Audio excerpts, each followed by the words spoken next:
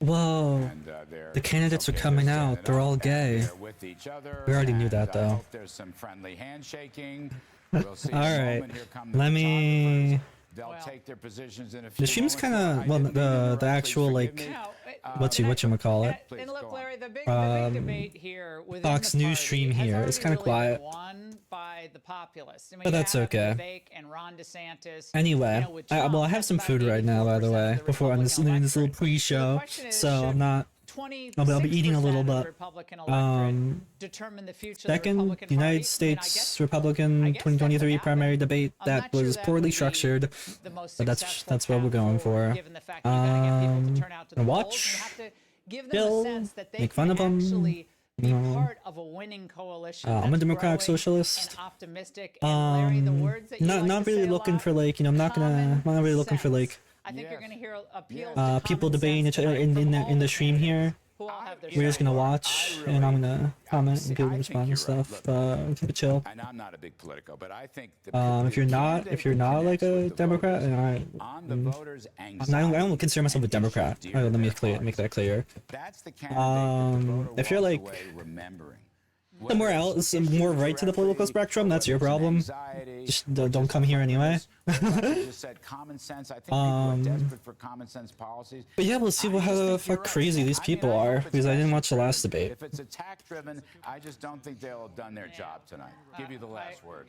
I agree, Larry. Not really I mean, beautiful attacks, we're gonna eating see those animations from here. the Biden administration and all the big donors who are assembling this week in the Bay Area for Joe Biden. They're opening up their wallets for him. Yeah, I But know this tonight, dude. it's, do you really understand what's worrying It's like the country? it doesn't People really are matter too deeply much worried. because And I think the candidates that do that actually these have a very none of these positive, people are gonna become optimistic path president forward, back or to common sense and sanity. I think we're going to have get some fun nominated. moments. I'm looking forward to it. Most likely. All right, terrific stuff, Laura Ingraham. Thank you. Though I mean, so much. See you. All right, folks, bring back Fred Bayer and Harold Ford Jr. and Kellyanne Conway. let's put on my music too. Tell me if the music is annoying or something. Kind of like what Laura, I just think probably doesn't really candidates fit. connect with the ideas and worries. I'll turn it off when we get into it. Someone remind me. I don't remember. Here, I'm gonna set a reminder. Turn off the music playlist when debate starts. That's why I'm pushing the message side of this. What was I gonna say? I think it's really interesting, and what you're talking about here, it was reflected in our latest poll. I mean, the legal system's coming down pretty hard on Trump right now, so I mean, maybe there's a chance that he won't be able to run. But that's like the only chance that any of these people will have this year. The first debate with questions on inflation, but And they're all like this whole time like, oh no, Trump shouldn't get prosecuted. No, don't do that. Not my boo-boo Republican daddy. No. See how they interact, whether they Do act that. differently than they did in the first debate in the shadow of Ronald Reagan's Air Force One, and whether this venue provides a different atmosphere. Then Nikki, who is that? No, Nikki Haley's behind. Is the red. Yeah, I reckon they will. So, Carl Rove, you reckon they're going to go after each other too? You know, I see one woman at the Republicans debate now. You know, who is it gonna be, right? It was Carly Fiorina in 2016. You know, he didn't particularly like government. He didn't think government Didn't like her. solutions were the answers. You think any of the candidates will talk like that? Not government planning, not big government socialism. That's why. That's why I was what the quiet. problem is. We need a change. Yeah, I think most of them will. And look, I think there'll be plenty of attacks, but many of the attacks, if they're going to be successful, are going to be also against heard Joe many Biden and the problems he's vague created. things about People, Vivek as we because I talked haven't really been into the news lately. I'm kind of purposely not as into it. So I don't really know too much about a few of these people. I think that are going to come out ahead more than the people who I've known a decent bit about Ronnie D because who doesn't at this point if you're even lightly interested in politics. Carl makes a good point. I mean, wouldn't it be interesting if Republicans actually attacked Joe Biden for a change instead of each other? Maybe, but you meet people where they are in politics. I've been in debates, my name's been on the ballot 2 or 3 times, 4 or 5 times. Meet people where they are. Give them the vision and a few elements of how are you going to solve their problems, how are you going to meet the new challenges from abroad, the new challenges that our economy is faced with. If you're able to do that tonight and you throw a barb, I think you got a better chance of, where I do agree with Kellyanne and Carl the most, this is a process. I don't think you're going to throw a Are those one-liner kids? or a zinger or an attack and think that's going to elevate you. Nikki Haley in the last debate, she talked about her We're probably foreign kids. policy credentials, talked about where she stood on things as relates to Fucked foreign up. policy. She talked about reproductive rights, and she distinguished herself. It'll be interesting to see if someone can do that tonight. Well, votes will still matter. more than debates or polls. Barron Trump is like an adult now or something, right? What do you think he's thinking about this shit? The primary votes are going to win. He can have thoughts of his own now. Yeah, I don't think he really has any public image. Idea that at the end of the day, the process is votes. The debates, no. But you could say, you know, like, well, it's because, and he's still, I think he's still relatively young, right? But like, I wonder what his opinions are. Larry, to become They might probably shit. The main subject But who matter knows? is not biology. I'd be it's curious. not chemistry. It's math and science. Aw. You just need more votes than the other people, and then you just need more votes than your Democratic opponent. It's a complicated process. Very few people ever make it. But one quick thing: everybody's talking about people want somebody tough. They want somebody who fights, but they don't want somebody who fights for fighting's sake. They want somebody who fights for the people. That's the difference. And two core questions tonight. I'll post my Do I like Fediverse you? That's a living that I'm test. live, More but for the important most is, part, I'm are keeping you this kind of like low me? key Not do I because, like you, but are you like you know, me? Do we touchy, have sensitive connected subject, to right? I you don't want fucking any like understand trolls my and shit. everyday struggles and concerns? I think she nailed it. I mean, everyday struggles and concerns. People walk out thinking, tick, tick, tick. Me too. I'm worried about the same thing. I mean, I know we keep coming back to the economy, there we and go. I know this is a Fox Business night of some kind. But really, there you have it. That's what the Oh polls yeah, show. but Mr. And Big listen, Ruber they have to stepped identify down. People, and let's remember, this is a little surreal in that the former president, depending on the poll, is leading by 30, 40, 50 points. So this is an effort to be the alternative at the end of the day, the man or woman who's going to stand up against the former president at the end. But right now, he has a commanding lead. Karl Rove, he's got a commanding lead. Yeah. How does that influence this debate? I'll put that in maybe the elephant in the room. The fuck was? Oh, are they doing the Mr. national anthem? Trump has a commanding lead. Period. Makes End of sense. sentence. Can that be beaten right now? What's your take, Carl? Well, look, he is the front runner, and by a lot. But the problem for that is twofold. I think he emphasizes too much he's in the lead, raising expectations. And second of all, look, voters like to have a contest, and they like underdogs. And if they see something attractive over the Not course totally of these wrong. 2 or 3 or 4 debates, that could be a problem being absent on the stage. Everybody on the stage. The in horse first race, you debate know? saw their Ah, favorables go the up. horse race. Everyone saw the percentage of the people who said, I'm open to voting for him, rise. Only one candidate in the Republican race saw both of his numbers drop in that regard, and that was the guy who was absent from the first debebate. All right. I'm not really paying attention to what they're saying right now, honestly. I think I hate to even talk I'm catching the very thing here too. I'm mostly just eating. I don't really care. President, watching. Kellyanne Conway. We'll get to the you got a debate in couple like seconds 30 left. seconds. I'll give you the last word. Your bet on tonight. Go ahead. Sure, I think Trump is casting himself still as the underdog, underestimated, and the front runner as well. And he hovers very big here, even if he's not here. I want to hear from everybody, what would they do differently than Trump did, or what would they do the same, just with a different style? Is the wall, All right. Ukraine, crime, economy? Got it, Give us John. something different. All right, all right. Kellyanne, thank you. Appreciate it. Carl Rove, thank you very much. Good luck Harold, to Dana Perino Brett, tonight. thank you. Good luck to Dana and to the others.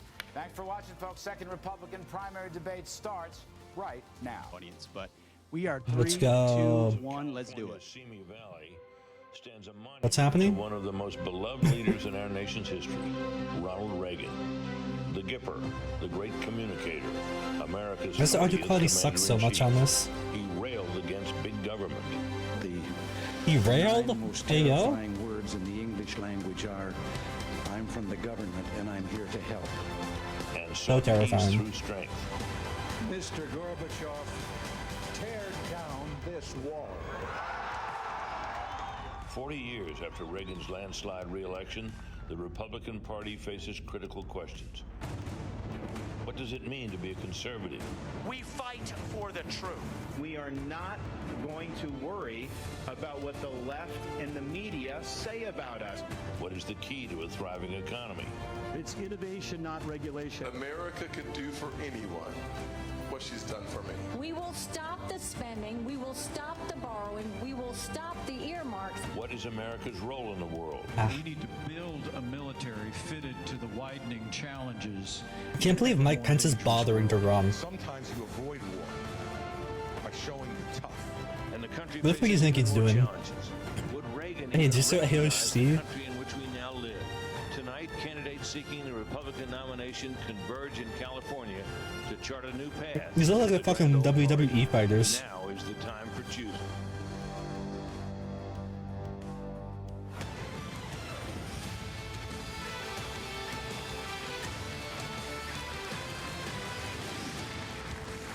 2 hours long. Buckle in. Welcome to the second Republican debate of the 2024 primary, live from the Ronald Reagan Presidential Library in Simi Valley, California. We're inside the spectacular Air Force One pavilion, where the stage is set for a showdown. One of the, like the first Republican debate in 2016 had a plane in it. I don't know if it was the same one. And I am thrilled to be sitting alongside my co-moderators, Fox News Channel Dana Perino and Ilya Calderon, Univision. Good evening. Thank you, Stuart. We're going great so President far. Reagan famously described America as a shining city on a hill. Almost done eating. Tonight, 7 candidates will make the case they should be the one to lead that city into a brighter tomorrow. But first, they have to convince you, the voter. Please allow me to welcome our Spanish-speaking audience. Muy buenas noches a todos. Desde la Biblioteca Presidencial Ronald Reagan, los precandidatos republicanos también buscan su voto para las primarias del partido. Girl all the way to the left is staring at my soul. And good evening. So let's meet the candidates who have qualified and chosen to be on this stage tonight. They are positioned by the order they rank in the polls, with the highest polling candidate in the middle. Standing center stage, Florida Governor Ron DeSantis. Yeah, woohoo. Flanking the governor, entrepreneur Vivek Ramaswamy. Look at this dude's hair. Where's fucking... Nikki Haley. I was gonna make a joke, but I forgot it. Jeb Bush. Where's Jeb Bush? Tim Scott. And former New Jersey Governor Chris Christie. On the wings tonight, former Vice President Mike Pence. One of the things I noticed when I popped into the last debate briefly is it was scary that Chris Christie was being the most reasonable one. Questions on a wide variety of issues important to primary voters. Candidates get 1 minute to answer and 30 seconds to respond if singled out. When their time runs out, we'll all hear this. We have a lot of ground to cover, so please keep it civilized. Let's get going. We are in this spacious, sunny place tonight, designed to reflect the very nature and character of Ronald Reagan. It's a place that makes you proud to be an American.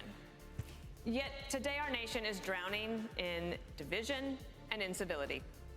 Voters say they dread the 2024 election and find politics exhausting. Alright, I'm done 2 eating. in 3 Americans think the country is on the wrong track. Very true. And 3 in 4 say the economy is not in good shape. True. That's just capitalism. 18% since 2020. Yep. More than half of the US population has little access to child Didn't we care. just get the child tax credits cut because of them or something? Personal finances are a source of stress. Obviously. Americans want to believe a leader who says, "You can follow me. I've got you. Don't worry." President Biden is trying to do that with Bidenomics. Bidenomics? To join the picket lines where auto workers are demanding more wages and job security. Senator Scott, you recently reacted by praising Ronald Reagan for firing air traffic controllers in the 1980s, saying, "You strike, you're fired." Would you fire thousands of striking auto workers today, Senator? Obviously, the President of the United States cannot fire anybody in the private sector. However, we should look back at the first bill in However, you had a however to that? Biden. The first bill had $86 billion for the union pensions because they continue to overpromise yet underdeliver.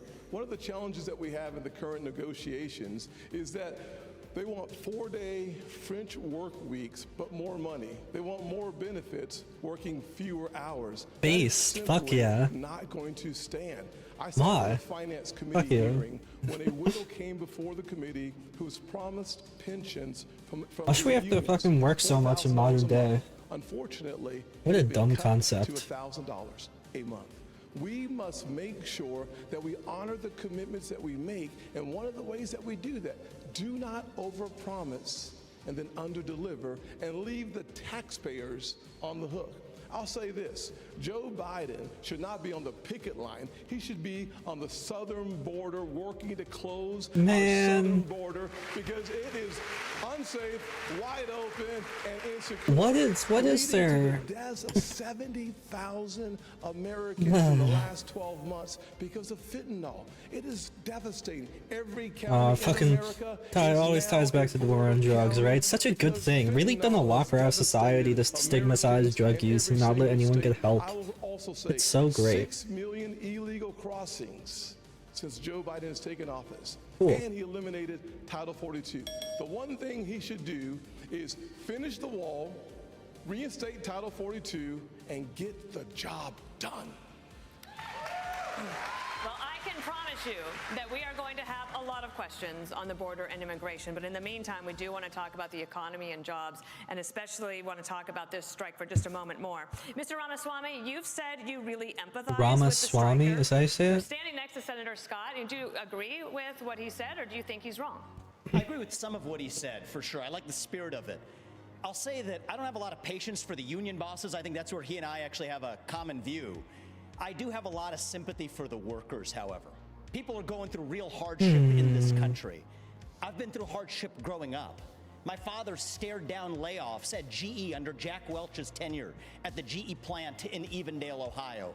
My mom had to work overtime in nursing homes in Southwest Ohio to make ends meet and pay off our home loan. So I understand that hardship is not a choice, but victimhood is a choice. And we choose to be victorious in the United States of America. You know, if I was giving advice to those workers, I would say go picket in front of the White House in Washington, D.C. That's really where the protest needs to be. Disastrous economic policies that have driven up prices, that have driven up interest rates and mortgage rates. At the same time, So it's the government's fault, not the company's fault. That's just what they're saying. Deliver economic growth in this country. Unlock American energy. Drill, frack, burn coal, embrace nuclear energy. Put people back to work by What do you think these people would think, like, if, like, and then you start having people picketing at the White House, you know, when they decide that it is their fault because they aren't doing anything to help them. Our economy. That is how we unleash American exceptionalism. You know, like, and that's not a Democratic vision or a Republican not for the vision. reasons That they is an think. American vision that we embrace economic growth, and capitalism is still the best system known to man to lift us up from poverty, and we should not apologize for it. That's what it means to be an American. Yeah, you should. Together, Even if we're supposed as the best, it doesn't make it good. That's just the clear fact. I mean, if you don't want to try to make things better, then don't. You just kind of don't. Trend in the country. The richest 1% now controls 1/5. It's not like there's nothing else potentially ever possible. Last week you said you side We with the just have to accept that as it is. Support how these companies operate. Which is it? Well, thank you for the question. I want to thank Univision and Fox Business. We don't for care. Such a wonderful forum. We don't care. Look, I do disagree with something Tim Scott just said. Joe Biden doesn't belong on a picket line. He belongs on the unemployment line. I mean, look, I'm from the second leading manufacturing state in the country per capita. I was governor of the state of Indiana. We brought 12,000 factories back to America during our administration. I know something about manufacturing. And I got to tell you, while the union bosses are talking about class warfare and talking about disparity in wages, I have to tell you, I really believe what's driving that is Bidenomics has failed. What? Wages are not keeping up with inflation. Auto workers and all American workers are feeling it. And families are struggling in this economy. And Joe Biden's Green New Deal agenda is good for Beijing and bad for Detroit. How would it be Biden's fault? Green New Deal, get rid of the mandates and subsidies. What happens like every time is they fuck things up. In the next term, you got someone else who inherits it, and they blame them for everything they fucked up. Great, I love it. And this is just a cycle that's continued since like God knows when. American to join a union or not join a union as they decide. Senator Scott, you were mentioned. Will you care to respond? There's no doubt that Joe Biden needs to be fired. That's why I'm running for president. I look forward to being the next president of the United States. I will also say, I know America can do for anyone what she's done for me. It's why we're focusing on restoring hope creating opportunities, and protecting the America we all love. Growing up in a single-parent household, I wondered if the American dream would work for a kid in the inner city. I've got good news for every single child, whether you're in the inner cities of Chicago or the rural parts of Iowa. America and the dream, it is alive, it is well, and it is healthy. God bless these United States of America. Governor Haley, you raise your hand. I think we need to look at exactly what happened. Biden showed up on that picket line, but why are those workers actually there? It's because of all of the spending that he has pushed through in the economy that's raised the inflation. So when you look at the fact that we are paying higher gas prices, higher grocery prices, $7,000 more a year for families, what we need to do is I came out with an economic plan. Eliminate the gas and diesel tax so that they have more money in their pocket. Let's focus on going after middle America and cutting taxes for middle America and collapsing Going those after brackets. middle America? That's a good way of putting it. That's a pretty accurate way of what they're trying to do. They give to wealthy people and again, they say a lot of things that are right, but not in the way they think is right. Small business taxes permanent. They only made those temporary. They made the corporate taxes permanent. Let's focus on what it takes to get more cash in the pockets of workers. That's when we'll be I've able also to been deal with adjusting the strikes like this, volume not while sitting on a picket picking my line own like stream, Joe so if the Biden. volume's been fluctuating, that's why. I'm trying to get it to a sweet spot. Allow me to. I just have to. I'm sorry. Allow me to. I'm sorry. I have to jump in because we're missing the point, and every other network is missing the point. The reason why people are striking in Detroit is because Joe Biden's interference with capital markets and with free markets. The subsidies, we're subsidizing the free market, dude. and we're subsidizing the cars and a particular kind of car, not every car. We're subsidizing electric vehicles. And when you decide that we're going to take all of your taxpayer monies, take $1 billion, subsidize It's me drinking water, by the way. and the batteries come from China. China controls 85% of the rare earth minerals. They're called rare earth because they're measured in parts per million.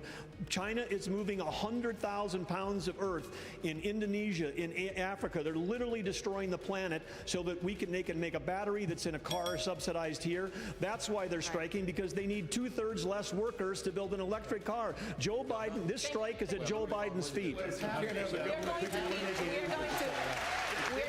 keep the topic of economy. Why is he talking about Joe Biden's feet, though? The follow question to Governor Christie. The government will shut down. Why is that woman is very entertained? By the end of this week. In Vice the President back, Pence right? warns that politics of, quote, Trump's populist proteges, like Mr. Ramaswamy, are a road to ruin for the GOP. If the government shuts down, should voters blame populist Republicans? Voters should blame everybody who's in Washington, D.C. They get sent down there to do the job, and they've been failing at doing the job for a very long time. And let's be honest about this with the voters. You know, during the Trump administration, they added $7 trillion. Oh shit, I never turned off the music playlist. $7 trillion in national debt. And now the Biden administration has put another $5 trillion on and counting. They have failed, and sure, it wasn't too noticeable. now because none of them are willing to tell the truth. None of them are willing to take on the difficult issues. They just want to keep kicking the can down the road. And the inflation that Nikki spoke about is absolutely right, and it's caused by government spending. And that's why people all across this country are suffering tonight. And yet we don't get any answers because Joe Biden hides in his basement and won't answer as to why he's raising the debt the way he's done. And Donald Trump hides behind the walls of his golf clubs and won't show up here to answer questions like all the rest of us are up here to answer. He put $7 trillion on the debt. He should be in this room to answer those questions for the people Applause for that. who are suffering. Not what I expected. Everyone's rushing to defend Trump. They gotta go quick to suck Trump's dick the best. Fail to do their job and just plays to the grandstand. He mentioned me. Here's how we get it done in Washington.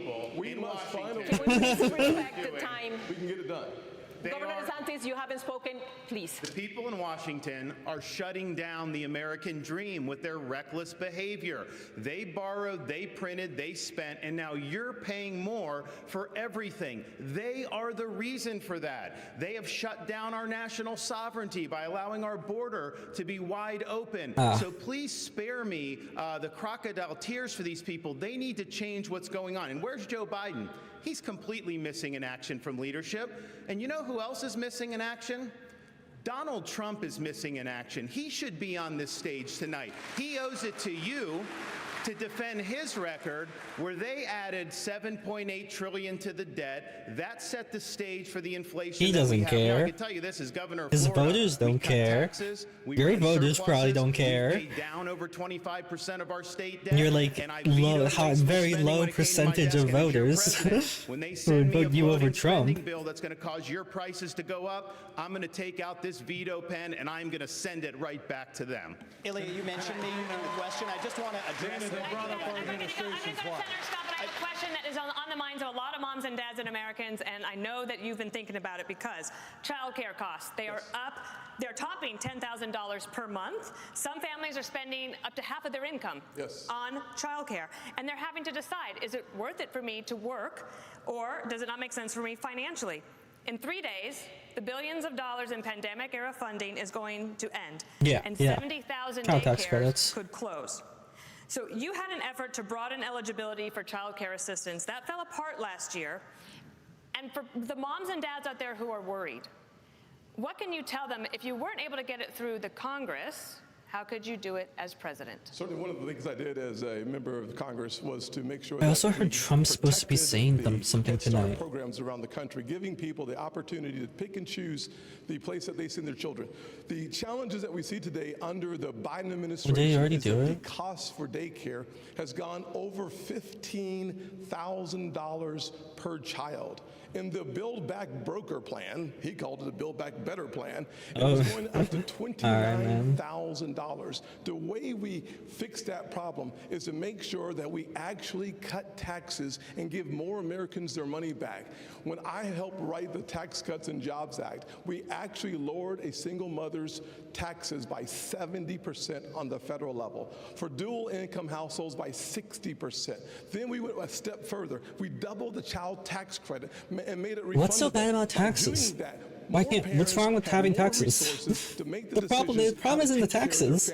The one thing we should do is let the American people keep their money. When that happens, the greatest opportunities rise from the Maybe if y'all knew how to spend your fucking insane amount of budget you get, people wouldn't give a shit. Characterized a part of my view. I think this artificial division is unhelpful in our party. The real divide is not between the Republicans on this stage. And in the Reagan Library, I want to say these are good people His hair is distracting. The real divide is between the majority of us in this country. It looks who comical. love the United States of America. It looks like a cartoon and share character. Our founding ideals. Free speech, meritocracy, the idea you get ahead in this country not on the color of your skin, but on the content of your character, and the fringe minority in the Democrat Party that has a chokehold over that party. That's the real divide. So this I wish. versus class debate is artificial. We need to unite this party. Can I speak about the administration? We are going to talk about immigration and the border and child care. We have I think we're going to go on. Bro. We have all these No one wants to talk to you, bro. You're probably like the lowest fucking performing poll. Nobody answered the question. In North Dakota, we knew that the cliff was coming. We knew that there was going to be millions of people without it. And so guess what? We planned. Okay. And when we passed legislation because All right. Who asked? But you're going to have to let us move on. We are going to the border next. Child care is workforce infrastructure. And I haven't been given a chance to respond. In 1984, President Ronald Reagan said Who's clapping? the following. What for?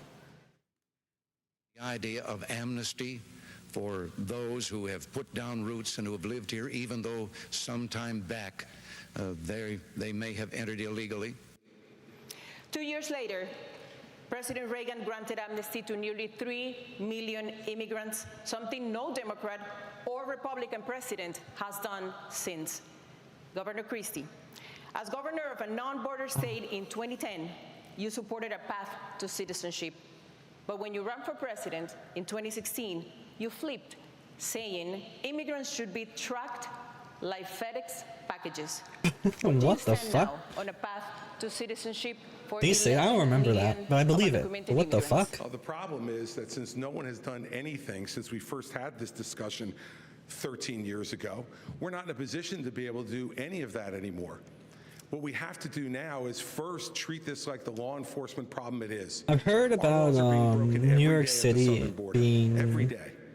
And Joe Biden and his crew is doing nothing about enforcing that law. Overwhelmed by They are letting it go. the And by the way, they announced flux during in the presidential migrants. race they were going to let it go.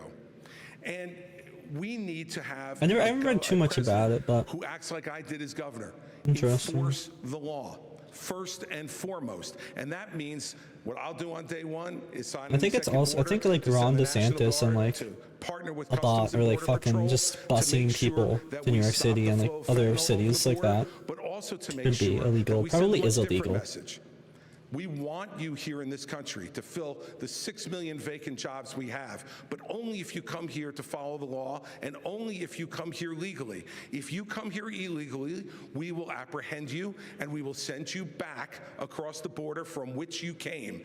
And the fact is, I don't like the way he until we said set that. a law and order agenda in this country, not only now but in the future, we won't be able to continue this. And I'll tell you this. Donald Trump failed on this as well.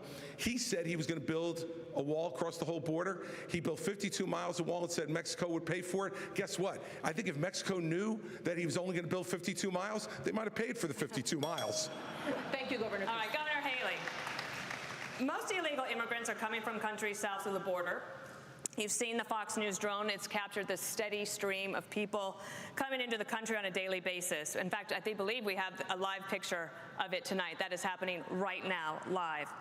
In the last decade, the U.S. has spent nearly $55 billion to address the root causes of migration. Imagine you're like in this fucking line, and like during or like later you see like fucking Fox News is putting you on blast during the debate when you're literally in the fucking What camera. happens is when Joe Biden waved the green flag, it told everybody to come. And now we've seen 6 million people cross the border. We've had more fentanyl that have killed Americans in the Iraq, Vietnam, or Afghanistan wars combined. We need to make sure that we are a Whose country fucking of fault laws. is The second we that? stop being a country of laws, we give up everything this country was founded on. So we have to secure the border. The way we do that is, first of all, defund sanctuary cities. You see what's happening in Philadelphia right now. It's gotta stop.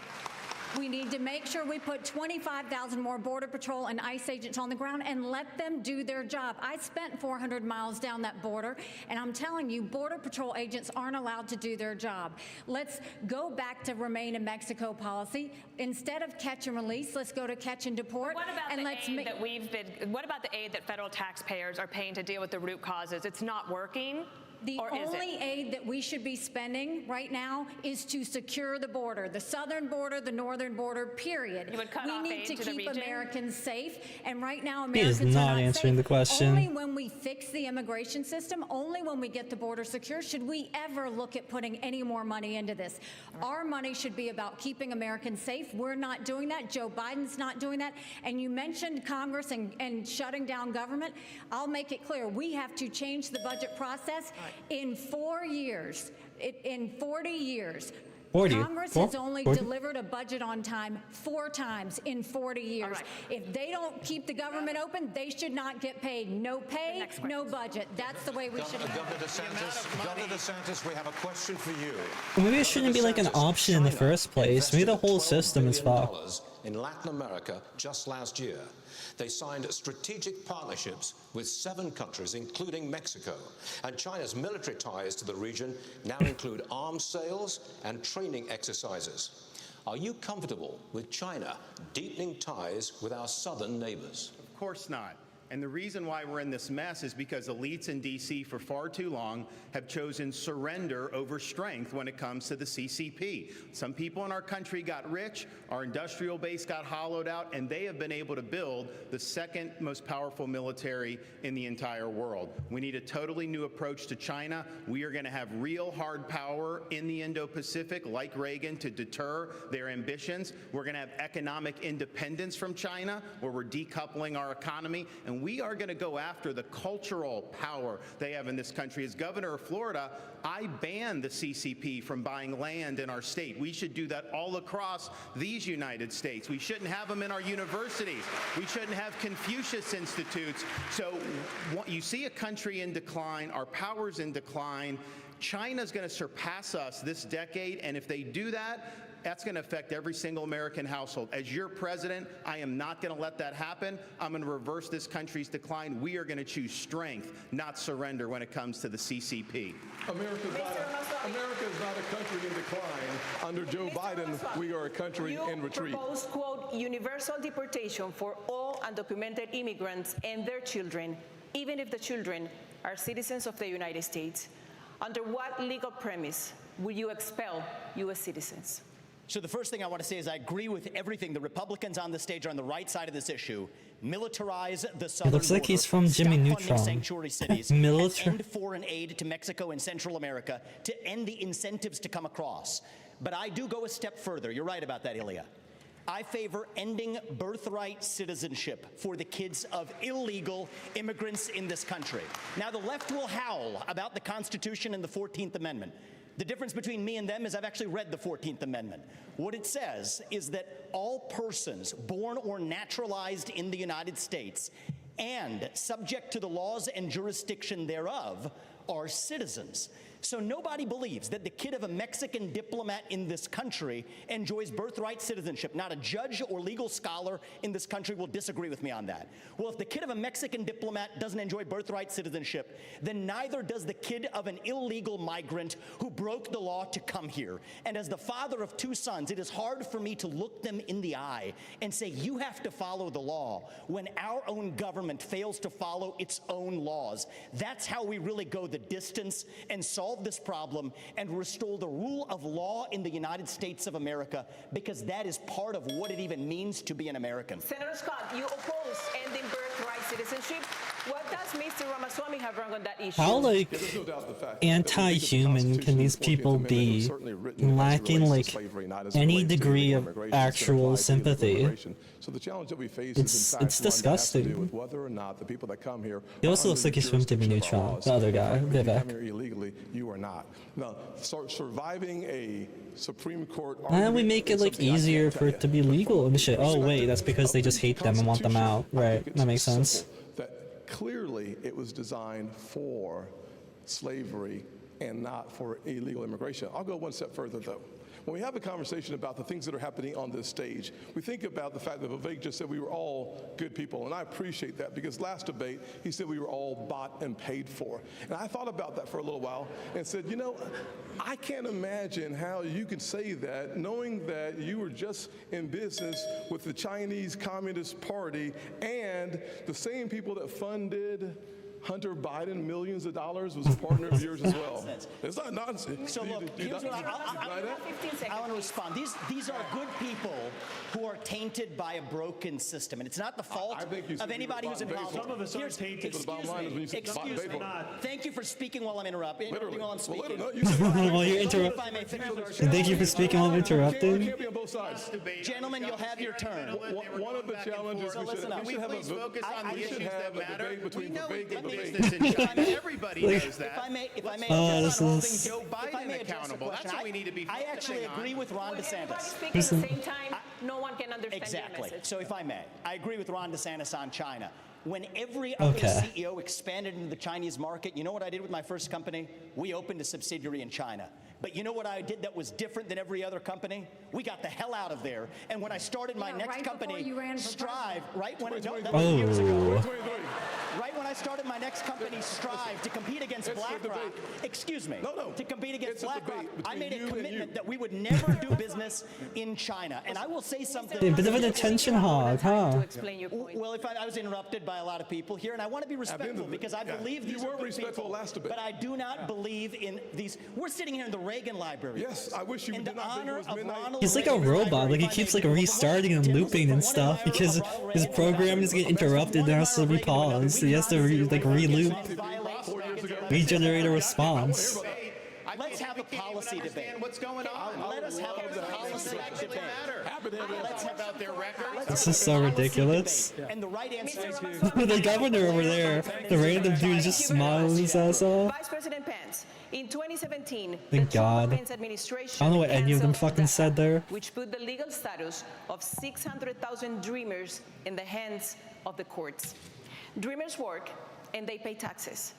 As president, if the Supreme Court ends DACA, would you work with Congress to reach Reminds you of a really funny bit I found. First, let me say I'm glad Vivek pulled out of his business deal in 2018 in China. That must have been about the time you decided to start voting in presidential elections. So we're nice to have you participating in elections. So let me speak to this issue. Number one, I negotiated the Remain in Mexico policy with the Mexican What did Vivek government. said? We used economic power to bring the Mexican government to the table. We built hundreds of miles of border wall. And despite what's said here today, we reduced illegal immigration and asylum abuse by 90%. And as President of the United States, I can do it again. And the truth is, we need to fix a broken immigration system, and I'll do that as well. But first and foremost, a nation without borders is not a nation. And we have to secure the southern border of the United States of America. I know how to do it, and we will do it again. Let me say one other thing about China. Let me say one other thing about China. Would you negotiate with Congress to give a solution to the problem that Dreamers have right now? They are on a limbo. Well, let me tell you, I served in Congress for 12 years, although it seemed longer. But you know, something I've done different than everybody on this stage is I've actually secured reform in Congress. You know, Ron, you talk a really good game about cutting spending, but you've increased spending in Florida by 30%.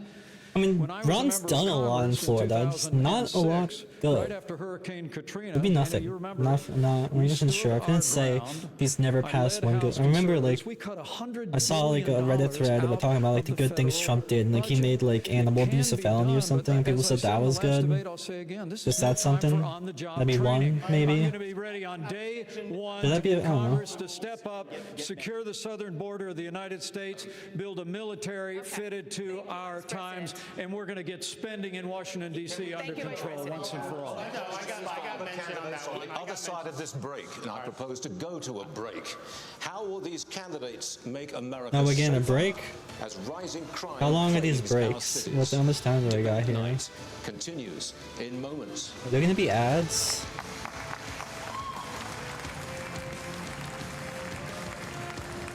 The ads. Oh no, it's just okay. Instant debate analysis. It was on a slow boil until I think what triggered it was when Vivek Ramaswamy invoked Reagan's 11th commandment, thou shalt not criticize another Republican, and everyone looked at him and said, say what? And it was Tim Scott who made the opening salvo, pivoting off of a question on immigration. These dudes are way louder. What the fuck? Ramaswamy. There was a lot of Alright. chaos and a lot of Well, talking after that. Jason so Chaffetz, far, it was interesting to see Tim Scott be the first one pretty to pivot off expected. and take the shots, and it really did open up the I mean, dam broke the after only that. other Republican debate that I've really watched were like the the 2016 ones, right? Because they were in 2020. And throw that back those were wild because they had like things from the first debate, I think was 12 really people in the first one. They had a lot of people. I'm actually curious to see if this is the same venue as the first one. This is gonna be this is gonna look fucky. No, on full screen. There we go. Oh no, I can't see the tabs. Alright, I'll bring it up on another monitor first. Calling out Trump directly on not being at the debate and debt. He's leaning into that approach. Yeah. Yeah, I mean, I think that shows that Ron DeSantis thinks he can break away and then challenge Donald Trump, whereas the others are not doing that yet. I will say this, you know, I thought Burgum was, I know this is maybe a Will maybe it was the question, second one I'm thinking of. in Burgum. But I really loved that when that first question came up, he was the one who had the right answer. He was like, listen, that whole union line, everything that's happening, this is about EV vehicles. This is about this policy. I thought he was the one that had the best answer on that. Tim Scott might be the same got one, maybe. a lot of advice from the last debate where he sort of shrunk, you know, into the woodwork a little too much. So he's trying to come out punching. I still think sometimes he just sounds a little bit too political cliche, a little bit too talking point. He needs to break out. Where is this? Where does this one take place? This is, yeah, I think this is at the same one. So this at Reagan Library. EVs. Will, what do you think so far? I thought Burgum's answer on substance was the best of the night in directly answering a question from the moderators. He's absolutely right. The strike is about pushing EV, subsidizing EV vehicles. He only left out it's also about inflation, which is also caused by Biden policies, spending and printing money. But I do want to disagree with Jason on something just stylistically really quickly. I thought is as I predicted. They were going to go after Vivek, right? Wow. They're going, and it wasn't just. Well, how is he doing in the polls? He's doing in the polls. Jumped in. Yeah. Everybody was ready to come after Vivek, and Vivek obviously got the Am I advice still to come functional? in being a little more collegial tonight. He's been trying to strike that tone. I thought Tim Scott, Jason, was good with his initial question. It's very valid and it's strong. But then he undercuts himself by continuing to interrupt Vivek. Is there no? I couldn't hear anything Vivek was saying because Tim Scott kept saying, I'm just asking a question. Well, you know, he kept going. Land your punch, and then trust that the other guy's going to have trouble with it. Like I that? just think Oh, yep, there we go. what he ends up doing is undercutting himself. I couldn't hear anything. Rams away. DeSantis was in there. Agree with Everybody you. Right. was talking. It's like he peaked. Totally agree with you, Will, because then there's nobody can hear what's going on. Dana Maybe Perino after the last debate? Time, guys. We'll be back in the next commercial break. And Trump and DeSantis has 13. Haley's equal to Rams away. I'm surprised people care about Haley. To the Reagan Library for the second Republican presidential debate. I do want to just remind everyone, there's 1 minute for questions, 3 seconds for a follow-up, and the more you mention each other, that means the fewer questions you're going to get. Okay, so we want to talk about crime. This has been a horrendous problem in our country. Fox News and others have been covering it. Governor Christie, crime in major cities is striking fear into the hearts of Americans. Just last night, looters took over the streets of Philadelphia. You said in the last debate that you would use U.S. attorneys to prosecute crimes local prosecutors won't, but they are stretched as well, and they could not handle all of the lawlessness, the shoplifting, all the carjackings, the armed robberies. They're all surging. Progressive prosecutors were elected by their constituents, and they can't be fired by a president. So what would you do to end the revolving door of criminality? Well, look, Dana, I'm the only one on this stage who's done it. For 7 years, I ran the 5th largest office in this country at the U.S. Attorney's Office in New Jersey, and we set records for the number of prosecutions that we brought that still have not been broken. And the reason was that we went after the crime that was affecting people's lives. And as president, I will appoint an attorney general and instruct that attorney general that you are to put all the resources that are necessary to bring our cities back under control. The fact is, they will be stretched. There's no doubt about that, but that's what they take the job for, because they love the idea of enforcing the law. We've got to bring law and order back to that sounds not great. And not just in our cities, but we need law and order back everywhere. Love the idea of enforcing the law. People are threatened there. We need it in our rural Yeah, just sell fucking RoboCop. And we need it in Washington, D.C. also. And Donald Trump should be here to answer for that, but he's not. And I want to look at that camera right now and tell you, Donald, I know you're watching. You can't help yourself. My God, that's me. I know you're watching, okay? And you're not here tonight, not because of polls and not because of your indictments. You're not here tonight because you're afraid of being on the stage and defending your record. You're ducking these things. And let me tell you what's going to happen. You keep doing that, no one up here is going to call you Donald Trump anymore. We're going to call you Donald Duck. What does that mean? Oh, because he ducks it? A couple of prosecutors in your state, but as governor, I mean, Okay. as president, you would not have the ability to do that. Yeah, he could have workshopped that one a little bit more, in my opinion. Especially this revolving door of the criminals, they just get out and come back and commit Yeah, another the crime. spirit. Well, the crime in these cities is one of the strongest signs of the decaying of America. We can't be successful as a country if people aren't even safe to live in places like Los Angeles and San Francisco. Just being in Southern California over the last couple days, my wife and I have met 3 people who have been mugged on the street, and that would have never happened 10 or 20 years ago. In Florida, we back the blue. We support the men and women of law enforcement. They are keeping us safe. We have a 50-year low in the crime rate. What about like trans people in Florida? Progressive prosecutors Or like that weren't following the law in Florida, minority. I removed them from their posts, and the people of Florida are safer as a result of it. As president, I will use the Justice Department to bring civil rights cases against all of those left-wing Soros-funded prosecutors. Oh, We're not going to let them no. get away with it anymore. We want to reverse this country's decline. We need to choose law and order over rioting and disorder. On a related subject, Governor Haley, there's a nationwide policing shortage. Retirements are up, Recruitment is in the tank, morale is at a record low. 3 years ago, you signed a pledge to support law enforcement. Now, pledges are a nice idea, but what's your actual plan to get more police on our streets? Well, and I actually did it in South Carolina, too. You know, what we knew in South Carolina was you take care of those who take care of you. We have to start taking care of law enforcement, but it's not just taking care of them with words. It's making sure that you also follow them on what they do. Right now, police we have a lot of stolen guns need a bit on of the an street. overhaul, Well, in my these law enforcement opinion. officers, they arrest these people, and then they go and they're let out the very next day. I mean, you So know, law in any enforcement feels case, like in they any don't know one has society, their you need back. some type of We have to enforcement, start right? Other than prosecuting just laws don't according to the exist law. then. We have to make sure we But have the police, facts of that's law just, you know, enforcement, the and we have to system make sure that here, we're a you know, country of maybe law not and the order. But I best wanna go one. back to China because I Yeah, don't think we maybe spent enough time on that. Right now, we have to look at what there's government's some doing to better hurt us ideas. against China too. You have a company, U.S. Antibiotics, that produces amoxicillin. Other places have got it for the most part. Antibiotic that we need. A And few right other now, there is places, a lots of other company in places, maybe. Bristol, Tennessee, that produces that. Yet our federal government only gets it from China. We need to be focusing on companies that produce in America and supporting those companies. I think like just like culturally and structurally with our government, we just like irreversibly Thank fucked. you, Stuart. We're going to stay in the topic of crime because it affects all Like of if us. someone wants to work within our system in order to try to fix it, it's just it's impossible. You can't do it. And gun safety are one of Because the you most can't do it. important It's just issue not. for It's Latino not voters. possible.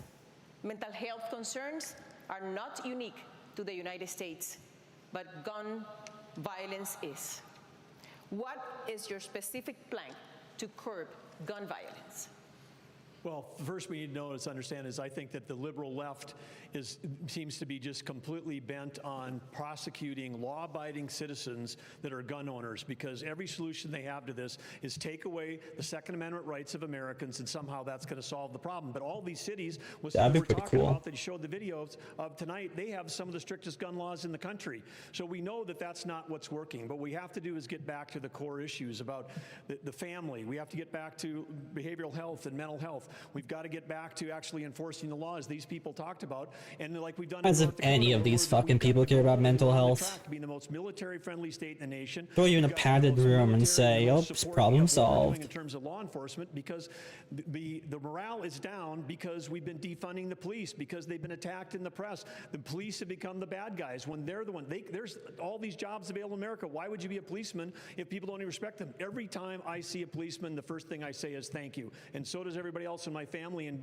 most of the people in our state, because they know we have to respect the people that are out there defending us every single day. Can I answer the question on mass shooting?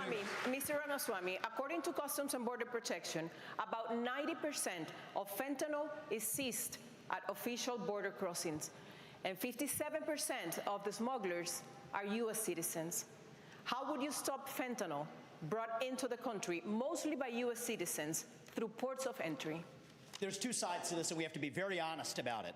One is we do have to seal that southern border. Building the wall is not enough.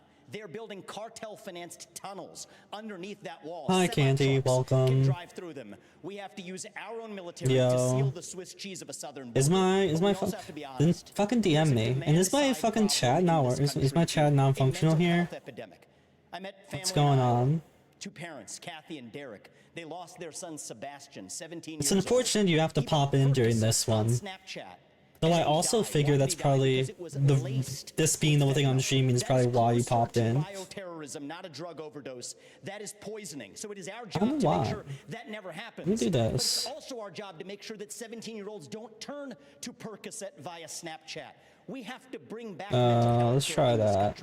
not with There we go. pharmaceuticals, It's fixed. but with faith-based approaches that restore purpose and meaning in the next generation of Americans. Yeah, Many of them are getting it through respectable. social media. Nothing too interesting happened so far.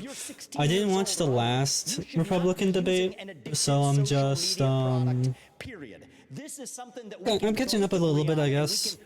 I haven't really. I've been mostly avoiding politics.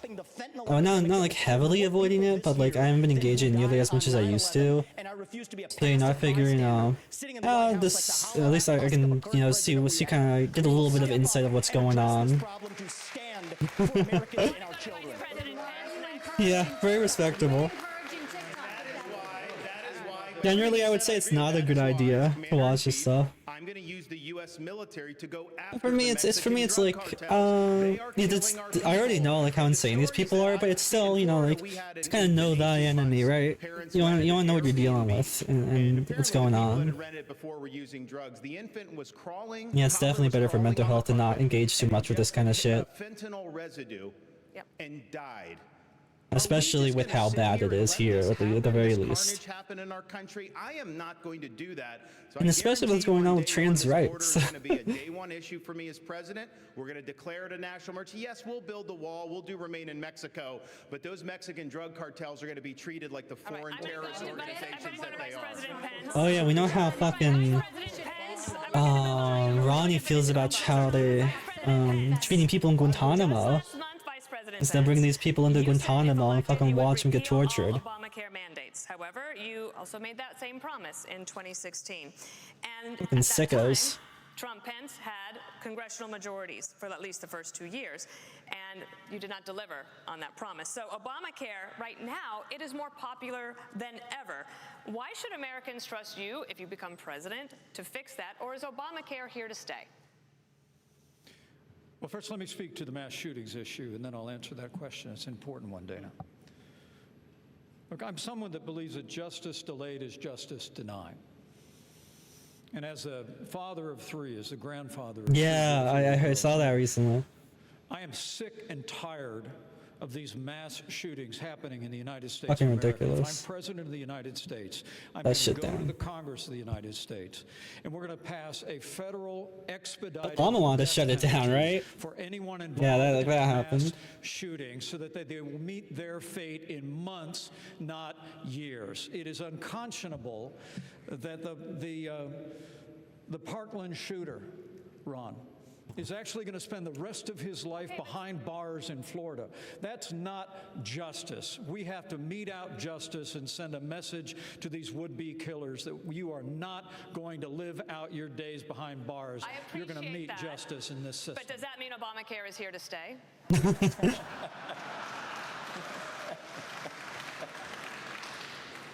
Well, thank you for reiterating the question, because I'd love to answer it. Look, Yeah. I think it's one of the choices here. You know, my One of the choices of all time. actually has a plan to start to consolidate more power in Washington, D.C., consolidate more power in the executive branch. If I'm president of the United States, it's my intention to make the federal government smaller by returning to the states those resources and programs that are rightfully theirs under the 10th Amendment of the Constitution. That means all Obamacare funding, all housing funding, all HHS funding, all of it goes back to the states. We'll shut down the Federal Department of Education. We'll allow states to innovate. We're going to revise federalism in America. It's and insane, states are like, gonna help they just don't fucking want anything. May I remind everyone to keep within their time frames? Oh wow, yeah. As many questions Add as permitted terms, them fucks. Yeah, sure. Over 26 million Americans. That goes on the list with is transcoded. 2.5 million of them are in your state. That's worse than the national average. Can Americans trust you on this?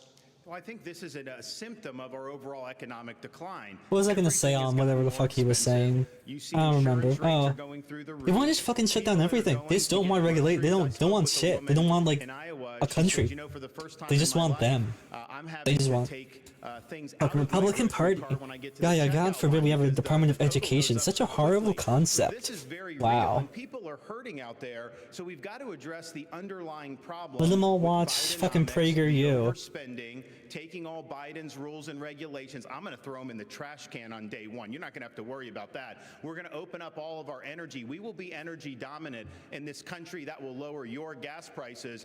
And what we need to do with healthcare is recognize our healthcare is putting patients at the back of the bus. We have big pharma, big insurance, and big government, and we need to tackle that and have more power for the people and the doctor-patient relationship. Governor, why is your record in Florida on insurance worse than the national average?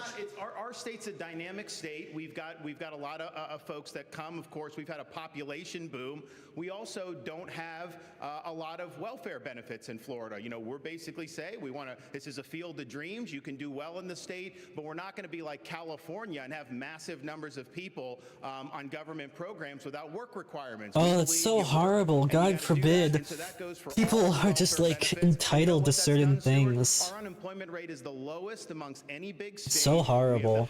The people who, yeah, let's make the fucking disabled people, the people who can't work, fucking work. Let's make people pay for life-saving things, for important things, medical things. Oh, this is so, there's so much sense going on in this room. Fuck government programs, am I right? American families, accounting for 2/3 of all personal bankruptcies.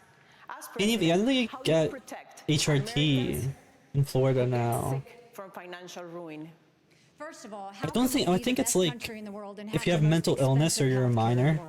We Something have like an that. issue. My mom was in the hospital. Let me check. When she was in the hospital, they tried to bring her a couple of Tylenol. And she said, I don't need it. And they said, honey, go ahead and take it because you're paying for it anyway. Why is it that when we got the bill, the insurance company and the hospital negotiated the bill for her without her having anything to do with it? When I am president, we will break all of it, from the insurance company to the hospitals to the doctor's offices to the PBMs to the pharmaceutical companies. We will make it all transparent, because when you do that, you will realize that's what the problem is. Second thing is you've got to deal with tort law.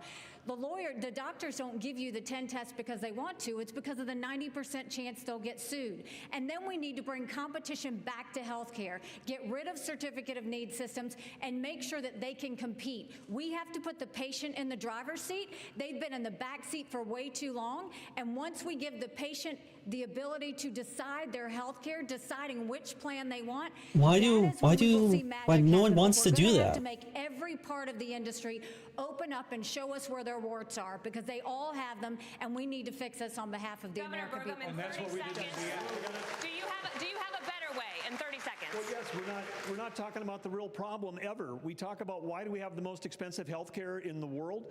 It's because the federal government got involved the same way they did with EVs. This dude just says everything is the federal government's fault. Back in 2008 under Obama, and they said, hey, we're going to do this. It's going to make everyone more productive. All of you that are watching have been to a doctor's office when the doctor's got his back to you and their hands on a keyboard. The only industry in the world that's ever absorbed $1 trillion of IT and became less productive, they saw less patients per day, is U.S. healthcare, because they were subsidizing a certain kind of technology. It wasn't about improving healthcare. It was about picking winners and losers. Every time the federal government's involved, whether it's higher education, healthcare, or now the auto industry, things get more expensive and less competitive. That was a great transition, because we are going to move on the future of education in America.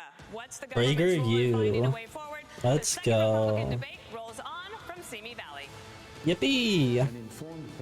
I don't want to see your face. Doing a good enough job teaching our children what America is. Don't want to see your. All right, we'll go back here for a moment. History of the world. Where was I? Yeah, Burgum is this. What is this dude doing here? Honestly, how did he qualify? How he got over 1% in like 1 point or some shit. So welcome back. I got a little Ridiculous. in my ear told me that Dana Perino, maybe we saw a little bit of a different tone in this second portion, because she did a little scolding of the candidates about no. Let's pay attention to the dinger. Let's pay attention to the topics. Let's talk. I'm surprised Haley is like. And we saw a more Pence was higher before, now Pence is down. of this debate, because Christie has never been high. Scott's never been high. Burgum's some random dude. The attacks didn't really come back, except for the Donald Duck line from Chris Christie. The renewed Vivek stuff kind of toned down. The It became about, yep, in some ways, Elder? Who the fuck is Elder? We talked about it pre-game here. I don't think the canned zingers work. I just don't think. And I think Chris Yeah, Christie, I quite agree. honestly, is about as good as anybody at delivering them.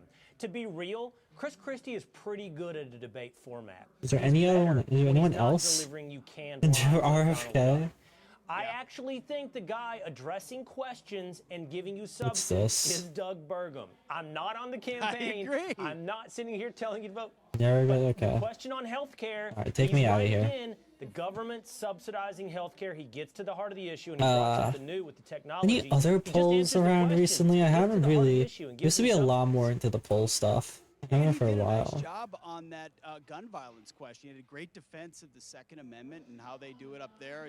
I think so far he's had a nice debate. Oh, well here. Oh no, this is just let's this. go to Rachel. Okay. Rachel, your takeaway here on How popular is Joe Biden? Sure. whatever you want. Yeah, I agree. We should- Well, we first should- of all, yeah, I agree. okay. I think Burgum has the most solid, substantive answers. But I have to give credit to Ron DeSantis. People I think just he's they hitting a don't lot of like things as presidents, well. and that's pretty fair. He But talked presidents who about, suck. George Soros funded prosecutors, how he fired prosecutors in his own state, and how What he I got don't things get under is how control there. like He was able to come back and say, I don't "Listen, understand this the is not my honeymoon friend," period even they thing say, because "I it's have the like best date." So I think if you don't like him, you should probably know you don't like him from the start. Like it's not like nothing really changes that much in this initial 100 days ish, where like it makes sense that people's opinions change so much for the most part. That sort of, Like I'd say I disapprove of Biden. and fun that can come with I mean, politics that Donald Trump has. This is not. I mean, like Anybody be able to he's- deliver that. I mean, he was better than Trump, I guess, but. And he just Oh, is my, like- Nikki Haley, that's weird. two others just kind of represent, and Tim Scott kind of represent Why is this kinda other slow? era of debates. Is and this, like, heating up my phone? Politics, where you could give a talking point in a canned zinger, and people kind of bought it. Yeah. We're in a post-Trump world. Let me We check want something. authenticity. Yeah. Totally right. I see, like, I Ah. have a lot of on my sheet. Pretty good, steady answer, decent answers, wonky answer, like that. I just don't think that I stuff see. sticks through. Hey, I didn't have Jason, optimized for long-term streaming on since I re-downloaded the app. I mean, talk about a I guy give my who's phone a really second to cool prominently off. featured in the first It should. It still kind of does my voice here. It's Well, pretty weird. I think the moderators are trying to balance the time. That's really Scott, weird. Inevitably, I don't like he did that. get the most amount of time in the first segment. They had to balance that out. Hard to Let me go a get whole up segment, here not get a and I'm single gonna. question. I think I'm gonna look over here and see what I can do about this. Really good governor of a state in maybe like North. Alright, go back up. Dakota. I just don't think he's going to be the next president of the United States. No one thinks I he thought will. Dana Perino smacking down the vice president, saying, "Why don't you answer the question?" was just. I mean, that was a TV moment. Yes. She was in her element, and Let's she made see. the point because Governor What the Vice fuck President over Pence there? was off talking about something totally unrelated to the question. And I do Look think Ron at- DeSantis again scored points because I think the country wants to be more like Florida than any other place. They're What, looking is at their this own full state saying, "Hey, angled?" why can't we be like Florida? No one thinks that. Yeah, he had a pretty good. Pete, really strong, No one quick. thinks that. steady Go ahead, Rachel. Take it. Take it. We got about 30 I was seconds. just gonna say, did Mike Pence negotiate the Remain in Mexico? I mean, it's kind of interesting how he tries to take credit for Okay. a lot of things. Everyone knows Should be better now. Mike Pence had been in charge.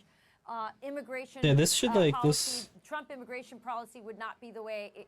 He would be a lot What's more. this? For things Okay. that work and nothing on Yes. anything else. I can change the weight of my head. How much does my head weigh? What do you guys think? My parents used to tell me I had a big head. I don't know if that's true. Ronald Reagan Presidential Library in the Air Force One Pavilion for the second Republican debate, and let's get back to our question. Do they have to have like a giant fucking plane helicopter in this shit? Trouble. They have lower scores in math and reading. There's chronic absenteeism Really that's at help. record highs, and this has even been called education homicide. You say school choice is the answer, but South Carolina, Yikes. your home state, still has not enacted universal school choice, and even the current expansion won't be fully implemented until 2027. Parents can't wait 4 years for a fix. So what would you do right now? Well, and school choice isn't the only answer, but I'll tell you it's not out of a lack of trying that we didn't try and get school choice in South Carolina. What I'll tell you, first of all, is we have to acknowledge the fact that 67% of our 8th graders are not proficient in reading or math. Over 80% of our 8th graders aren't proficient in history or civics. And recently they came out and said our 12 and 13-year-olds are scoring at the lowest levels they've been scoring in reading and math in decades. So the first thing we've got to do is we've got to make sure Are they we talking about catch our South kids back up. Carolina? We have to make Are sure there they really can read. 80% of A child kids that aren't can't read by proficient? 3rd grade is 4 times less likely to graduate high school. We need to do reading remediation. We need complete transparency in the classroom. Is No that true parent should ever wonder what's being nationwide? said are taught to their child in the classroom. Yeah, I'll look we that need up. to make sure that we have school choice so that there's competition. We need to move all the programs from the federal government down to the states and let states decide what education looks like in their states. Right. And we need to start building things in America again. Let's put vocational classes back in our high schools, and let's get our kids building the things that we know that we can make. When we start to focus on that and really bring in that parental involvement, that's when we'll start to see a difference. But we've got to get parents back 13% of included. 8th grade students performed at the NAEP proficient level on the U.S. history exams. Literacy and on making What is sure that our that? kids know what they need to do to have the jobs of the next generation. On the subject of education, a question for Governor Christie. Students in your state are getting high marks on their report cards, but minorities are not doing well with math and reading. Black and Hispanic students averaging 29 points lower than white students. It's been basically the same percentage since like 1994 apparently. First. You have to address all students. And look, in our state, Stuart, frankly, before I was governor, that gap was close to 50%. And what we did was institute more charter schools and more Renaissance schools and more public school choice in New Jersey. With What's a Renaissance school mean? In cities like Camden, where now Is that like a Renaissance fair? school districts in America during my time. That's a joke. And we have Just to be now clear. increased that by nearly 40% The Renaissance fair in part. terms I of don't actually know what the term efficiency. means though. It can be done when you give people choice. But let's tell the truth to everybody about what this is. This public school system is no longer run by the public. It is run by the teachers' unions in this country.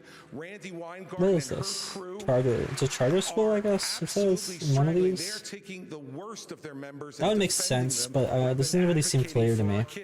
Again, there are a lot of different results. The United States sleeping with a member of the teachers union, there is no chance that you could take the stranglehold away from the teachers union every day.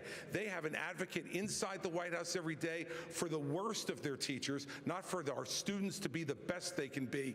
A president of the United States has to take on the teachers union. I did it in New Jersey, and I will do it as president of the United States. Governor DeSantis, I have a question for you. Governor DeSantis, I mean, there's shitty teachers that don't get fired because they got tenure. new Black history curriculum That's a thing. says, quote, slaves develop skills which in some instances could be applied for their personal benefit. You have said slaves develop skills in spite of slavery, not because of it.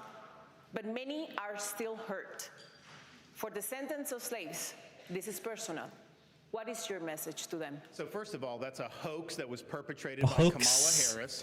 We are not going to be doing that. Second of all, that was written by descendants of slaves. These are great Black history scholars, so we need to stop playing these games. Here's the deal.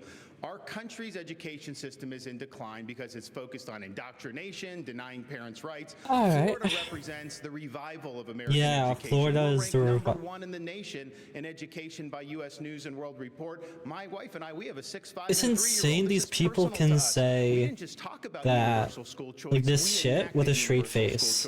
We didn't just talk about Parents' Bill of Rights. We enacted the Parents' Bill of Rights. We eliminated critical race theory, and we now have American civics and the Constitution in our schools in a really big way, just like President Reagan asked for in his farewell address back in 1989. Florida is showing how it's done. We're standing with parents, and our kids are benefiting. Senator Scott, you oppose to these new standards. What is your message for Governor DeSantis? There is not a redeeming quality in slavery. He and Kamala should have just taken the one sentence out. America has suffered because of slavery, but we've overcome that. We are the greatest nation on earth because we faced our demons in the mirror and made a decision. So often we think that all the issues, you talked about crime and education and healthcare, we always think that those issues go back to slavery. Here's the challenge though. Black families survived slavery. We survived poll taxes and literacy tests. We survived discrimination being woven into the laws of our country. What was hard to survive was Johnson's Great Society, where they decided to put money where they decided to take the black father out of the household to get a check in the mail, and you can now measure that in unemployment, in crime, in devastation. If you want to restore hope, you've got to restore the family, restore capitalism, and put Americans back at work. Does this include killing LGBT people? Because I feel like it does. Continues to go in the right direction. It's why I can say I have been discriminated against, but America is not a racist country. Never, ever doubt who we are. Oh, you're just dumb. On God's green earth, and They'll say whatever they want. They fucking... They whatever they want, they get power, even if it's against themselves. For you, Mr. Ramaswamy. Over 10.7 million students in over 18,000 public schools Insanity. nationwide have the ability to change their identity without parental notification. Cool. Governor Christie told Stewart last week that he would pass a federal law to protect parental rights. Would you try to do this? Well, how does the parent have anything to do with I have that? to be very clear about this. Transgenderism, especially in kids, is a mental health disorder. We have to Let's go. acknowledge the truth of that for what it is. I met two young women early in this campaign. Specifically on parental rights in schools. Parents have the right to know. And you know what the hypocrisy of this is? Even New Hampshire failed to actually get past a piece of legislation here. The very people who say that this increases the risk of suicide are also the ones saying that parents don't have the right to know about that increased risk of suicide. And I'm sorry, it is not compassionate to affirm a kid's confusion. That is not compassion, that is cruelty. I met two young women, Chloe and Katie, early in this campaign, who are in their 20s, now regret getting double mastectomies and a hysterectomy. One of them will never have children.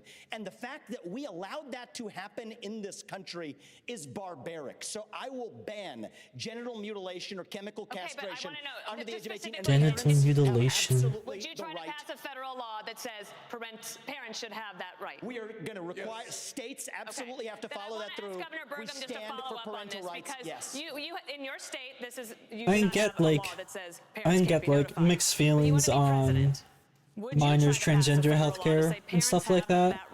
This is a state's issue, but I do want to say but yeah, this is bullshit. It's pretty ridiculous. Broken in Washington, and I respect all of the people on the stage here for their 100 But yeah, like people can definitely regret it. Thank you. But the reason why we're not talking And, about education like, or healthcare or safety being a problem in North There's Dakota, appropriate is because steps we to have a take, business especially leader. with minors, right? I've got more experience as a business leader than I But think this this whole group combined. stuff, like banning people from like fucking like saying to kids, you know, the name they prefer, that's just fucking mental. That's insane. A customer. So in North Dakota, instead of fighting with the teachers unions, we actually And parents don't need to be created a involved in all. everybody gets Fuck in the room, and parents. the customer is But the you student. do understand that this is an issue that many If they could people trust in their parents to be involved, then they could be involved. concerned about, worried But about. a lot of parents aren't so parents cool. And notification in schools. Yes, and that's why we have 50. That could be pretty not just making them suicidal, but it could literally put them in danger, right?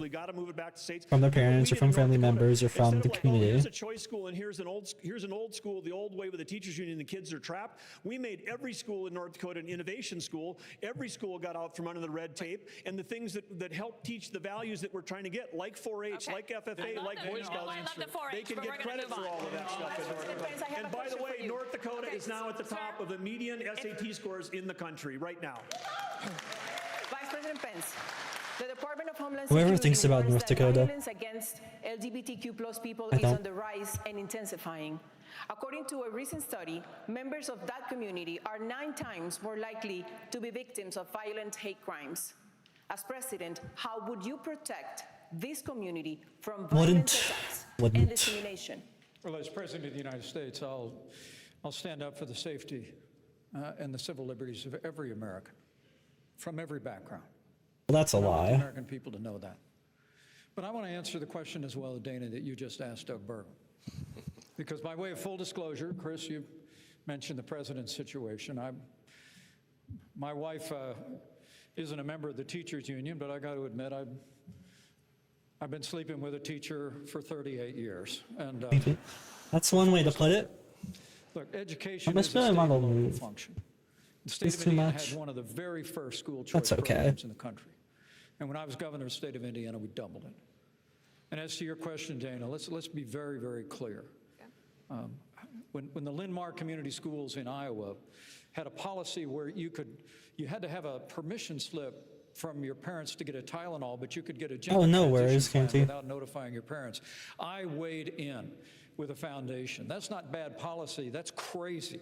We're going to stand up for the rights of parents, and we're going to pass a federal ban on transgender chemical or surgical surgery anywhere in the country. We've got to protect our kids from this radical gender ideology agenda, and we've got to empower gender ideology agenda.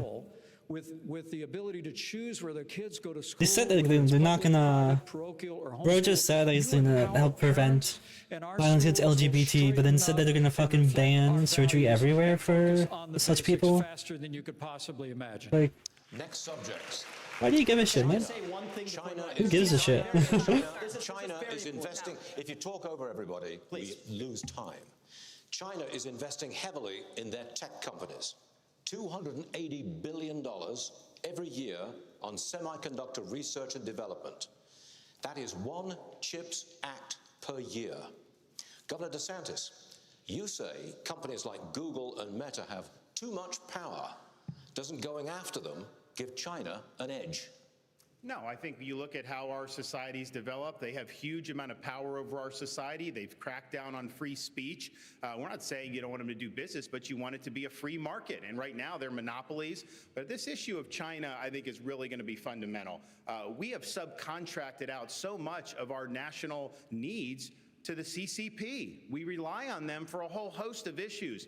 We need to reshore and we need to decouple all those important industries. We need to get that back in the United States. They are our top geopolitical adversary by a country mile. Xi Jinping's got huge ambitions, not only in the Asia Pacific, but as you mentioned earlier, in our region. But ultimately, we've got to beat him on the economy. And so that's what we'll do as President of the United States. Governor Christie, I wanted to follow up on this. Yet they don't give a shit. They say this shit about Xi Jinping, and they don't give a single shit about Ukraine. And you said in the past that the free market is the way to go. Would you retrain workers who lose a job to artificial intelligence? Ah, yes, make the truck drivers programmers. Well, look, what I think artificial intelligence offers us is an extraordinary opportunity Slinking into my chair a little bit. beyond the productivity that we have now, and to have Americans be able to be involved in that revolution, Dana. You know, each time we have shown incredible innovation and progress in this country. What we've done with it is to expand all kinds of new, even unthought of opportunities for folks. Yes, we have to do retraining for folks who lose some of their jobs, and we should be doing that. And we should have more training available both at the county college level and the local level for people to be able to access it. So yes, I would be in favor of that. But this is a much bigger issue than that. We can't be afraid of innovation. America has been the great innovator of this world over the last 250 years, a technological innovator, a manufacturing innovator, and a freedom and governmental innovator. That part isn't true. No, we're so, like, there's just no other way to look at it other than we are so fucking behind. As President of the United States, what I will do is to everyone who has started, like, after us, I mean, you know, everyone might be a stretch, but, like, all the democracies that have started after us, a lot, and bring great new inventions to our country. Any democracy that actually tried to be a democracy that came after us, is so many miles ahead. On government-issued Like, devices, we're such a fuck democracy, just conceptually.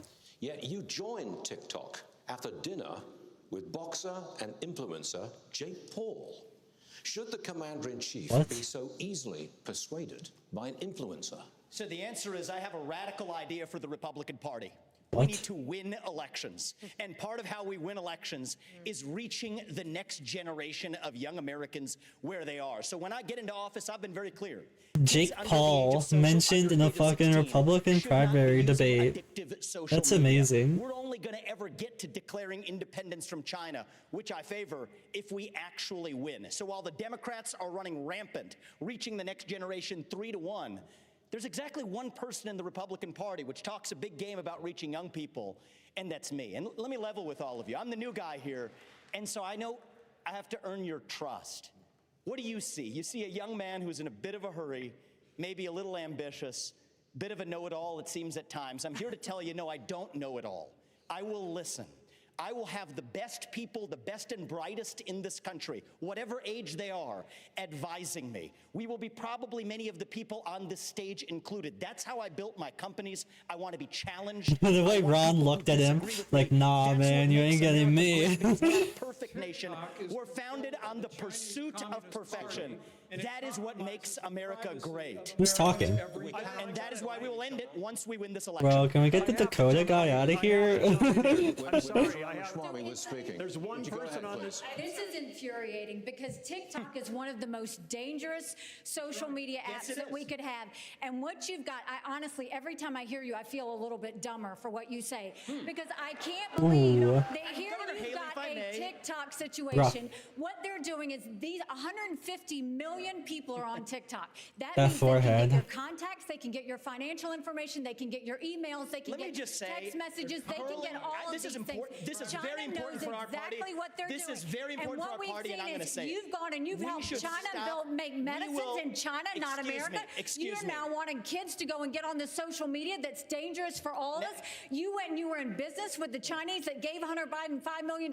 We can't trust you. We can't trust you. We can't have TikTok in our kids' lives. This is very important. Mr. Ramaswamy, you have 15 seconds. I think, excuse me. You have 15 seconds, Mr. Ramaswamy. Thank you. I think we would be better served as a Republican Party if we're not sitting here hurling personal insults and actually have a legitimate debate about policy following Reagan's 11th Commandment in his honor. And the answer is that is what actually makes our Don't know what happened the last debate. I believe in these people. These are good people on the stage. They disagree, but let's have a legitimate disagreement. That's what I would say. Stuart, can we get back to the question? No, we cannot. Governor, I'm saying this, I'm going No, to bro, no. I mean, why are you We here? will have to cut your mic, and I don't want to do that. I don't.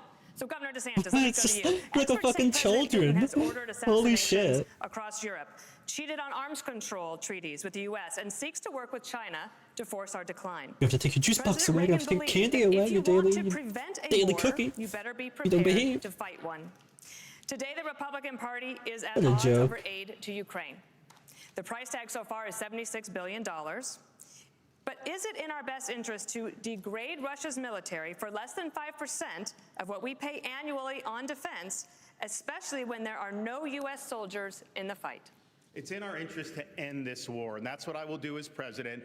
We are not going to have a blank check. We will not have U.S. troops, and we're going to make the Europeans do what they need to do. Oh, this is, I forgot to turn this back up. Bureaucrats' pensions Oopsie. and salaries and funding That's small why the volume businesses is being halfway around the iffy. world. Meanwhile, our own country is being invaded.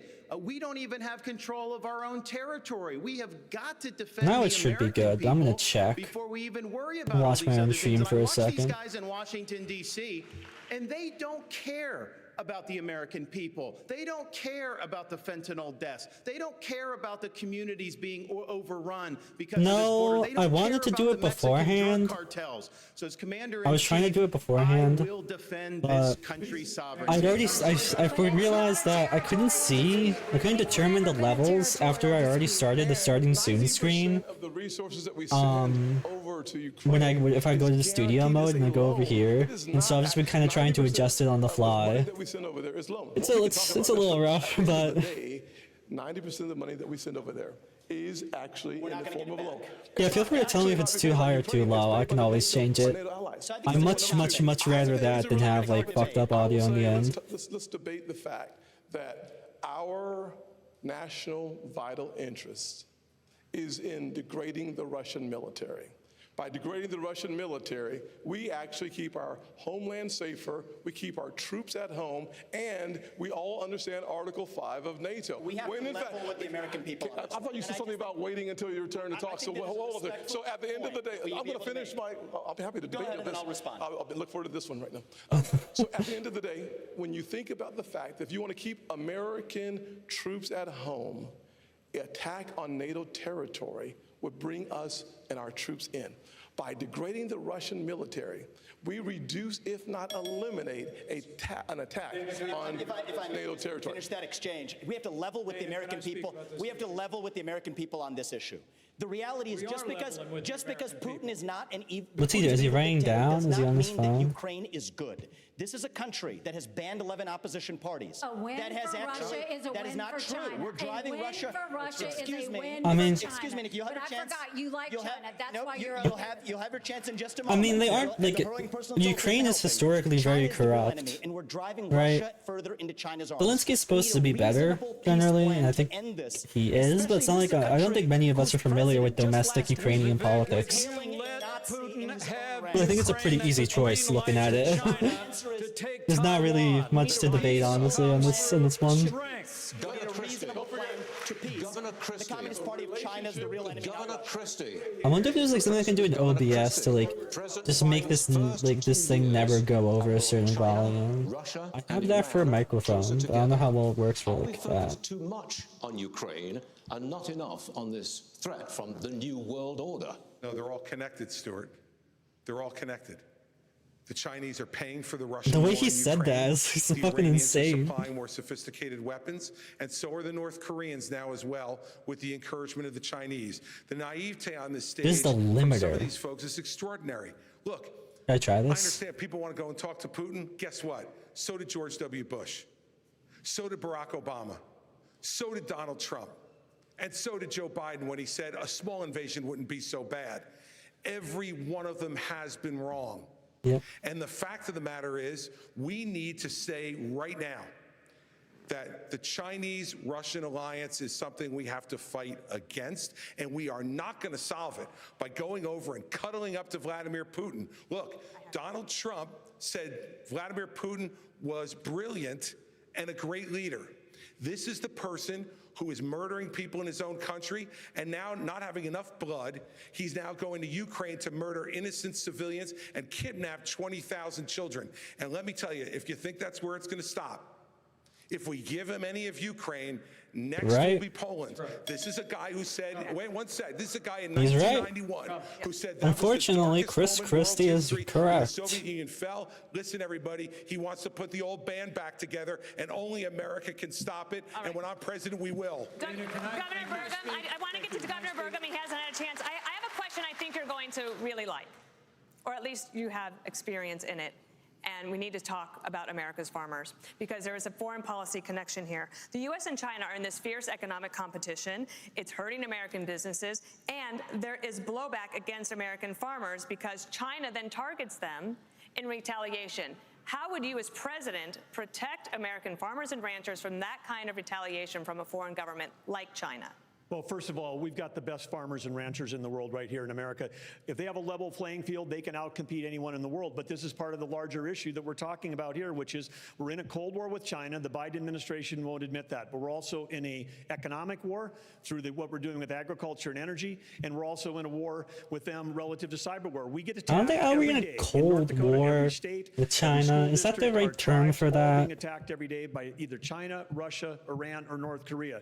And now we've got a Biden administration whose whole policy is appeasement. They're out there, creating the world, making it less safe. $6 billion they traded for 5 people. They've just now set a price on anyone's head who's a tourist from America, who's a student from America, for kidnapping. If you want more kidnapping, put a price on it. And then they're also helping Iran get to have more closer to nuclear weapon, which pushes all of the Middle East closer to China and Russia. The whole thing is absurd.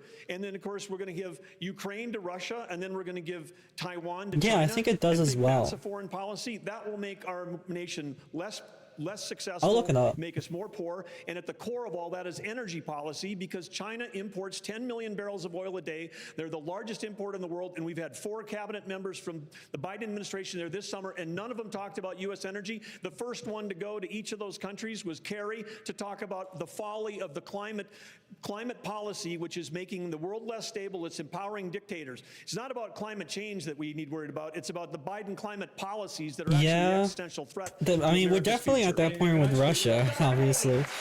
But yeah, I don't think who supports we're definitely not in like happy relations with China at all. But I wouldn't like put it to the level like we are with Russia right now, right? That seems like an unfair comparison. Border security. You say you will send special operations At to attack this the cartels particular in moment, Mexico. anyway. So, this means boots on the ground. Not to say China isn't a bigger threat or won't be or anything like It that. means special operations. It's how we deal with our terrorists. And what you need to do is understand that Mexico's not being a good partner if we lost 75,000 Americans last year. Mexico's Look, not North being a good Korea is partner in a Cold if they're War with letting the everyone cartels else. get They away with just what kind they're of getting away with. What we will fling their do is shit we will around make sure that occasionally. we send in our special operations and we will take out the cartels. Now, I we'll mean, take not out to say their they couldn't operations, necessarily we'll do take out anything, but anything that's still. doing it. But we're going to go after China because China is the one sending the fentanyl in the first place. And we will end all normal trade relations until China stops sending fentanyl. And then we'll do the special operations and we'll get it from both sides. This is where President Trump went wrong. Why do we He care if focused on people trade have with China. He didn't drugs? focus on the fact that Let they them were do buying drugs if up they our really want farmland. He to. didn't focus on the fact Give them that they were support, killing treat, Americans. and He you know, didn't someone focus go on out the and fact get that when they they're were ready to get stealing out and all $600 that shit. It's billion like, in make it intellectual safe. property. Why the He fuck do didn't we focus on the fact that they care? put a spy base off our shores in Cuba. Because They of didn't Reagan. focus enough It's on the always fact that because of all our Reagan. law enforcement drones in America Always. are Chinese, and we've got all these little surveillance cells. We need to start focusing on what keeps Americans safe. That hasn't happened in a long time. As your president, I will make sure every American is safe, and we'll do whatever it takes to make that happen. All right. I want to get to Senator Scott. You're all auditioning for the job as President of the United States. You want to earn these votes. But the world's problems land in the Oval Office. During the presidential debates in the year 2000, neither Al Gore nor George W. Bush was asked about al-Qaeda. Yet, just 1 year later, al-Qaeda's attack on September 11th claimed nearly 3,000 lives. And the farther we get from September 11th, the closer we are to September 10th. Senator Scott, you have no executive branch experience. I see what they What has mean. prepared you to protect the nation from a major man-made national security crisis? Well, one of the things I've had the good fortune of doing is serving on committees in the United States Senate, like the Senate Armed Services Committee. I'm on the Senate Foreign Relations Committee, I'm also on the Finance Committee and the Banking Committee. Talk about addressing the issue of fentanyl. I've written the legislation, passed it through the Banking Not really Committee relevant. and the Senate that would freeze the assets and sanction the accounts of the Mexican cartels. There are weapons that we have within the arsenal that I was able to get past 23-0 in the polarizing Senate as it is. I've also understood without question the fact that if you look at the But everyone agrees on details weapons and before war on 9/11, there was drugs, information and unfortunately. intelligence that was available that suggested an attack was coming. Having the right intelligence partners with us is key to making sure that we prevent the next 9/11 from ever happening. Having that experience for the last 10 years is really important in getting the job done. 30 seconds to you, Mr. Pence. Well, I think you asked a question about executive experience. I think it's vitally important. And I stand before you today as a candidate for president because I think I don't know this if there's anything I country's can in do a lot about of that fucking face I make when I drink water. You hear the fire on the stage tonight. I wonder if there is. Fire in all of our voices. And it's because Joe Biden has weakened this country at home and abroad. This is a time. Yeah, I wish we'd fucking. I wish there was an actual Democratic primary chapter to Joe Biden. Tested experience. And Not like it would matter or that's ever really been done for like someone who's already president. This party of a strong national defense, standing with our allies, standing up to our enemies. Man, I wish there supporting limited was. government and traditional values I'd vote. need I'd to vote. step I'd vote for the primary for them. Because frankly, our Well, you know, assuming they were party does good. face a time for There are like choosing, two as I said at the challengers. top of this debate. Whether we're going to stand This was a on the serious one. foundation of that conservative agenda that Ronald Reagan poured, I feel like or whether we're I gonna feel follow I think the siren song I think Biden was a bad populism idea the on board first the time. I think conservative Biden's a bad idea the second time. most experienced, most qualified, and most consistent conservative in this field. Taking a and I'm huge ready to lead gamble and not America one home and abroad can on really day Time afford. for choosing to go to a break. Ilya. We need to go to a commercial break. Reagan built a coalition that lasted Nobody fucking wants Biden. Nobody fucking wants Trump. Put someone in front of. Put someone who that people actually want in front of their faces. You know, crazy idea. Might actually do something. Yeah. Yeah, I don't contest that.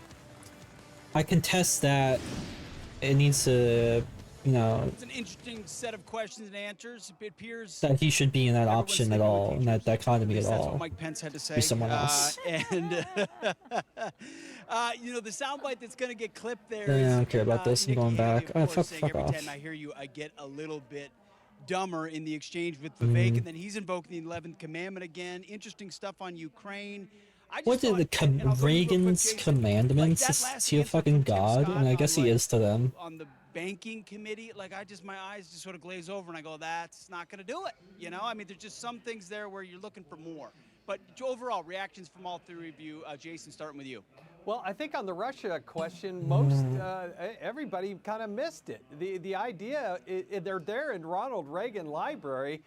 Ronald Reagan bankrupted the Soviet Union, and we have the ability to be energy independent. You want to invoke pain on Russia, you are energy independent. They are reliant upon high energy prices. Damn, apparently Reagan credited some other guy for his mentioned it. And yet I thought that was a huge 11th commandment, and the fucking Vivek didn't even mention it. What the fuck? What about whatever about mentioned very often. Pence there did at what's the this end, kind guy's of pivoted name? back to it, but, Gaylord Parkinson. That's quite a name.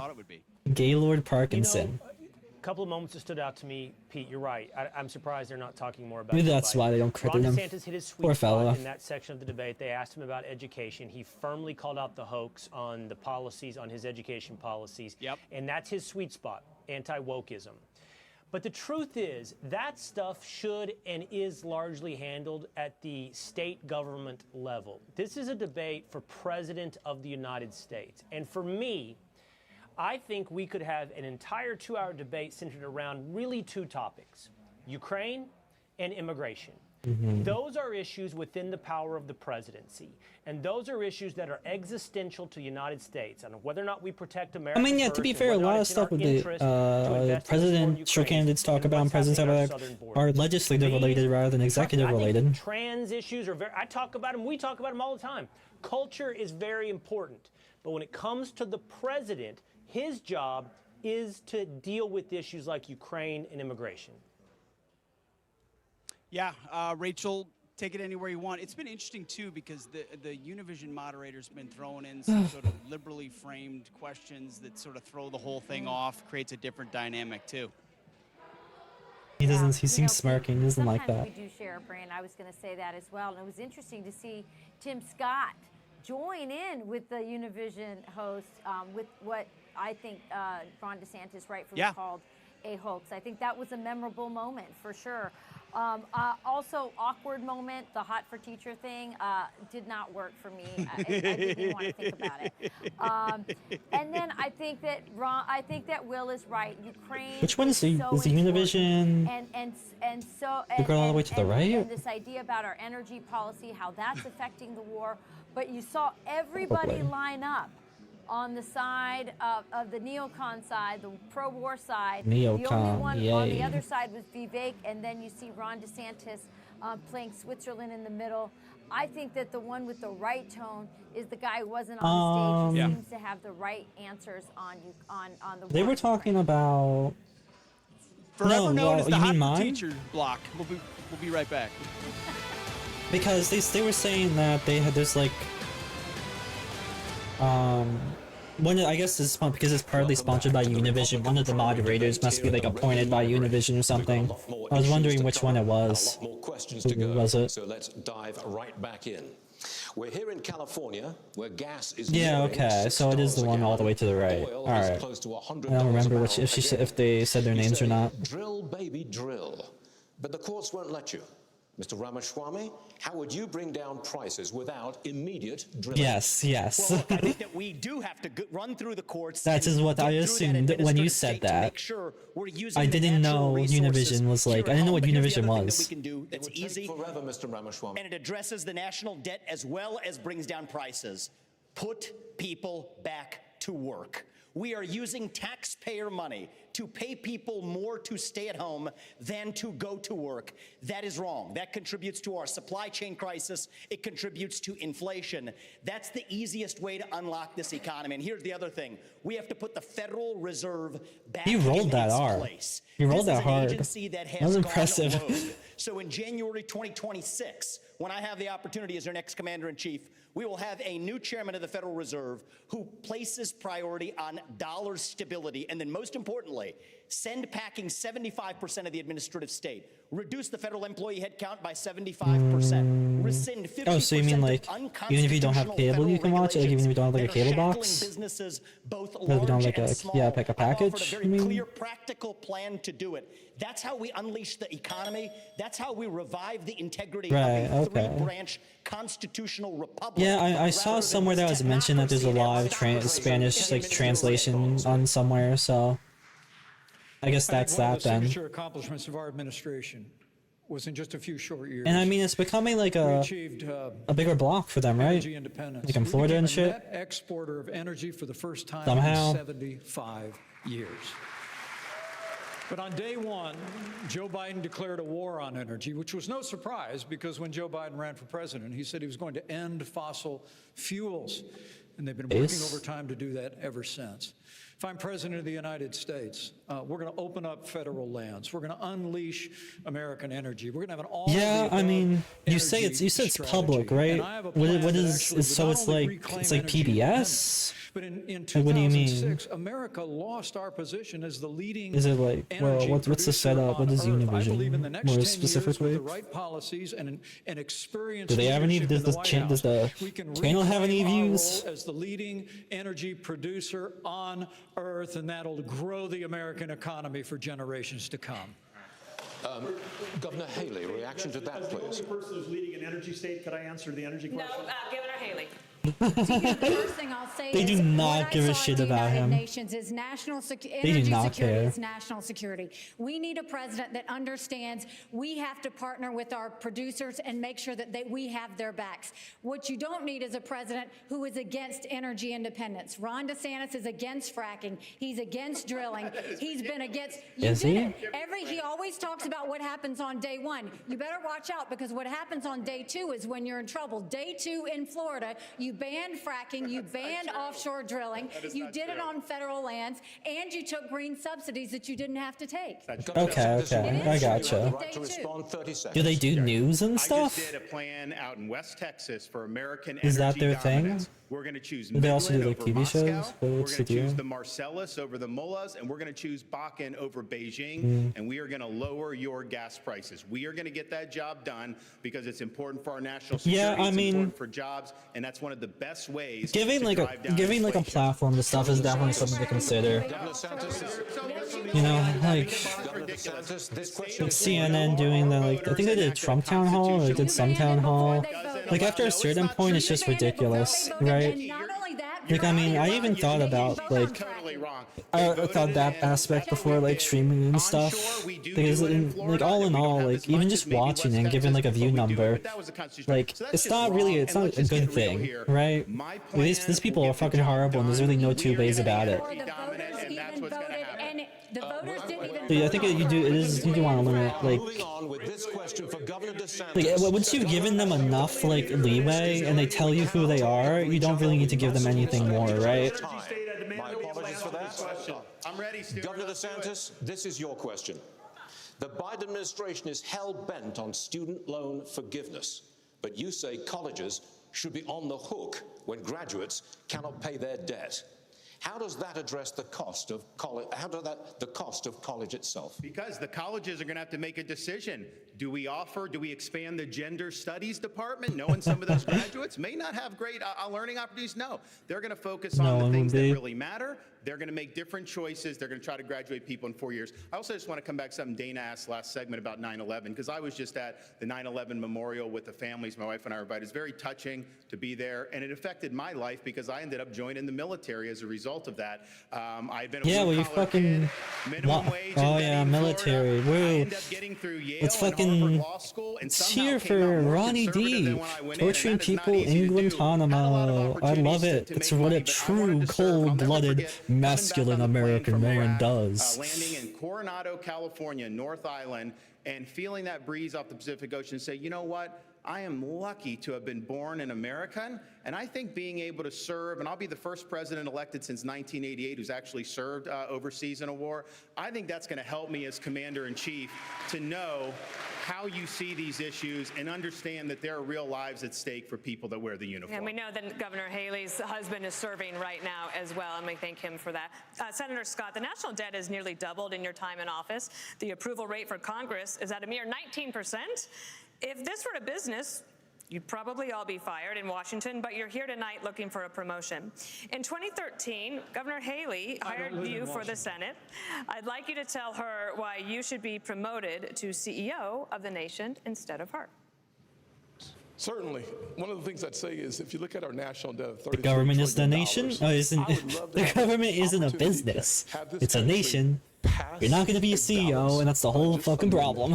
That would constrain That's the with you spending people. in Washington in the same fashion that it does in every state in our nation, number one. Number two, if you want to actually reduce our national debt, you have to grow our economy. In order to grow our economy, you need to create about 10 million jobs to grow our economy at 5%. You can do that in 3 specific sectors. Number one, the energy sector. We could create between 3 and 3.5 million jobs if we unleashed all of our energy resources. America is we're the richest country if you combine coal, gas, and oil. Why not unleash all of our resources? Number two, we've lost 100,000 factories. 100,000 factories in the last 25 years. If we continued on my Made in America plan, we could bring jobs back to America in a similar fashion that we did when I wrote the Tax Cuts and Jobs Act. We actually lowered the corporate tax from 35% to 21%, reshored or repatriated $1.7 trillion. We brought the unemployment rates for African Americans, Hispanics, and Asians to the lowest level in the history of the country, and a 70-year low for women. Governor Haley, would you think you would deserve the first of promotion all, over I think, him? look, I appreciate Tim. We've known each other a long time. Why are these but two he's in been particular there being 12 singled years, out and to he like kind of hasn't do done a any of that. duo debate He here? hasn't. They've only given 4 budgets on time in 40 years. He was part He of looks that. so distressed. He increased the national debt. He voted for the spending. You voted he has for made sure that the you borders are actually open and asked they for a haven't done gas anything. tax Look at increase everything in that's South happened. Carolina. 12 years. cut Where the mic. have you been? Where I have voted you no been, on all. Tim? I voted on 12 most of years. those things. We've waited, I have voted and most. nothing has happened. Here's what you've 12 done. years. Here's the thing that I just find interesting. Ron, let me finish All it these first. guys have said, Oh my here's the- God, and this I is appreciate a lot of the things they're insufferable. saying. I'm the only one up here who's gotten in the big fights and has delivered big victories for the people of Florida. And that's what it's all about. You can always talk, but when it gets hot in there, when they're shooting arrows at you, are you going to stand up for parents' rights, to keep the state free? Are you going to be able to do all those things? And in the state of Florida, because of our success, the Democratic Party lies in ruins. We have won the big fights. We have turned our state into a Republican state. People respond to leadership. I've done it while others have talked about it. CEO, we actually have a CEO in the White House, which is what I think we need. If I may This fucking just briefly smile. interject here. Hate this shit. Zero-based budgeting. That's the way businesses are actually run. Start with 0 as the baseline for the budget, and then see what's actually necessary. There isn't a blue state or a red state in this union that does it. The federal government doesn't do it. He But really rolls his successful companies, R's. including the ones that I've built as a CEO, will do it. And I think we need a CEO in the White House to get that done. Governor Burgum runs a state that way. Yeah, Yes, tech go questions, ahead. you didn't ask the only guy that's been in tech. You have energy questions, you don't ask anything. But I'm just going to say right now, when you say nobody else has done it, the energy plans that have all been announced in the last month by these other folks on stage, we're already doing it in North Dakota. The border plans they're already talking about, we've got troops down at the border flying helicopter missions from North Dakota, from San Diego to the Gulf Coast, trying to stop transnational criminal organizations from inflicting the invasion and the mass casualties in our state. And on the energy policy, we're already doing it. And it's not saying when nobody else done the big fights, North Dakota was leading the charge. We won the battle to get the Biden administration, who was ignoring the law. They were the first administration since Truman that wasn't holding the quarterly required lease sales, and we won that in federal court. WOTUS, we won that in federal court. We're fighting the Biden administration on 20 fronts. To say that nobody's fighting the big fights, just look at the record of what we're doing right now. Energy, economy, national security, I've been talking about it since day one, and now finally good, we're having the conversation about it, but we've got the answer in North Dakota. Governor Burgum, let's talk big government. This question's for you. Big government keeps getting bigger. 1/5 of all new jobs this year have been created by the government. Governor Burgum, you say you want to shrink the size of government, but it has been a century since any president has done that. Why would you be any different? Well, because we've done it in North Dakota. When I took office, we shrunk the state budget general fund by 27% in the first 4 months I was office, and all the trains still running on time. Why? Because you had a business leader that was actually there. Inside of every government job, there's 10 or 20% of mind-numbing, soul-sucking work that even the state and federal employees don't want to do, and you can engineer that work out of the job. That would free up right there 20% of 2 million civilian employees. And by the way, we've got 10 million jobs open. They'd have plenty to do, and they could be generating taxes instead of being paid by taxes. This is totally possible to do it if you have somebody that understands, because having worked in technology for 30 years, everything we had to do was to be better, faster, and cheaper the next day. That's what we can do in government. That's what we're doing in North Dakota. All right. Governor DeSantis, I want to ask you about something that I think is on a lot of Republicans' minds. This election could come down to less than 50,000 votes in 3 states. Abortion was on the ballot in 6 states in 2022. Republicans lost all of them. Next year, abortion will likely be on the ballot in Arizona. That is a must-win state. Governor DeSantis, how are you going to win over independent, pro-choice is that the one in Arizona? Or is she in New Mexico? Florida. We won the greatest Republican victory. She's independent now or something? Is she getting primary? Is there a Democratic primary going on there? Hopefully she gets fucked. Miami-Dade County, Palm Beach, that nobody thought was possible because we were leading with purpose and conviction. I reject this idea that pro-lifers are to blame for midterm defeats. I think there's other reasons for that. The former president, he's missing in action tonight. He's had a lot to say about that. He should be here explaining his comments to try to say that pro-life protections are somehow a terrible thing. I want him to look into the eyes and tell people who've been fighting this fight for a long time. My wife and I earlier today were at the gravesite of President and Mrs. Reagan, and I noticed that there was a quote where it says, "Every single person has purpose and worth." We're better off when everybody counts. And I think we should stand for what we believe in. I think we should hold the Democrats accountable for their extremism, supporting abortion all the way up until the moment of birth. That is infanticide, and that is wrong. Let me ask Governor Christie. Governor Christie, do you think that Republicans... Yes, I will. Okay, Governor Christie, do you think that Republicans can do that in Arizona if this referendum is on the ballot there? Yeah, because I did it in New Jersey, Dana. Then why are all these other states losing? Well, because they don't have leaders in those states who are leading the fight the way it should be led. And the fact is, look, I was a governor. Man, Roe v. Wade got repealed. That's represented up here. Fucking horrible, this is where though. the fight is really tough for Republicans, and those are the states that we're going to have to try to win if we're going to win the White House back. And what we did is 14 times. See what's next on the docket. I vetoed Planned Parenthood funding. 14 times. What did they mention? Interracial marriage, LGBT marriage, same-sex marriage. I believe in life, but I also believe in states' rights. And I think we fought hard against Roe versus Wade for decades to say that states should make these decisions. So we're going to have those fights in the states. But what you need is a leader who can talk to people. Yeah, fucking listen to states' rights, and then you wanted to try. You have to be pro-life for the entire life. What's the word? A federal ban on abortion. We've talked a lot about fentanyl tonight, and we haven't spoken one Nothing about these people say is genuine. Like, they cannot be more disingenuous than a Republican politician. Her life is precious too. And we need to be providing treatment to cure this as a disease that it is. If you're pro-life, you got to be pro-life for the entire life. We start talking like that, they're going to do what I did in the blue state, which was get reelected with 61% of the vote and won 70% of independents and 51% of Latinos because I told them the truth from my heart. Thank you. Vice President Pence, the latest Univision poll found that 73% of Latino voters think the Republican Party doesn't care about or is being hostile toward them, the Hispanic community. Only Governor DeSantis has translated his campaign into Spanish. How will you reach out to Latino voters?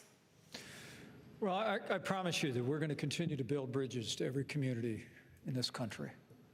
And They say this shit, and they say, like, let's kill trans people. Tax cut and tax reform bill. I worked on Capitol Hill to help get that bill passed into law, the largest tax cut in American history. We saw literally The lowest unemployment ever recorded for Hispanic Americans. The lowest unemployment ever recorded for African Americans. 50-year low for women. So I think the President of the United States needs to be a champion for the American dream for every American. It begins with the unborn and the aged and the infirm. And it begins with every ethnic group in this country. And I promise you, if I'm President of the United States, I'll be a champion. I'll be a champion for the American dream, for Hispanic Americans, and for every American. What American dream? The American dream is fucking leaving. Yes, there's no doubt that if you lead by example, it's the best way to get the job done. If you look at my office in the Senate, my chief of staff is the only Hispanic female chief of staff in the Senate. I hired her because she was the best, highest qualified person we have. What we need are leaders who lead by example. And I will simply say, I would love to finish my conversation with Nikki as it relates to the job that needs to get done. Nikki offered a 10-cent gas tax increase. Do they have like some kind of feud going on or something? Has never seen a federal dollar she doesn't like. 10 cents on the gallon in South Carolina. As the UN ambassador, you literally put $50,000 on curtains in a $15 million subsidized location. Next. You got bad information. First of all, I fought the gas tax in South Carolina multiple times against the establishment. Just go to YouTube. Against the establishment. Just go to and YouTube you want to know what that 10 cent was? When It's they deep wouldn't fake. pass the gas tax, the establishment and the companies wanted me to do it so much that I said the only way I will Here's pass what you it have to if do. you will give us three. All you have to do is go watch Nikki Haley on YouTube. If you will give me 3 times the Have you replaced deduction in that income tax, AI then I will voice? look All at you the have to gas do is tax. go watch Sweet Amelia on YouTube, approved by Tim Scott. Here is a nice part. Secondly, on the curtains, do your homework, Tim, because Obama bought those curtains. Did you send them back? It's in the press. Did you send them back? It's the State Department. Did you send them back? Did you send them back? You're the one that works in Congress. Oh my gosh. You get it. Wait, oh, this is so fucking dumb. They're arguing over curtains. Oh my god. This is so ridiculous. Here's the fact though. You wanted a gas tax increase, and then you wanted Ladies and gentlemen, we do not intend to go ahead like this. In fact, we're about to take a commercial break. Please. We'll have more of the second Republican Please. debate live from the Reagan Please. Presidential Library in just a few moments.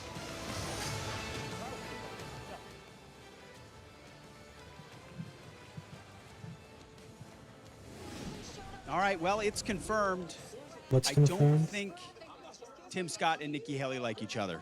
I didn't.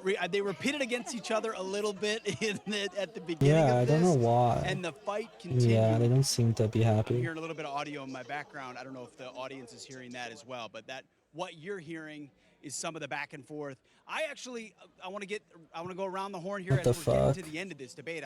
Yeah, it I'm should be guessing closing we'll up come out very almost soon. just to final statements.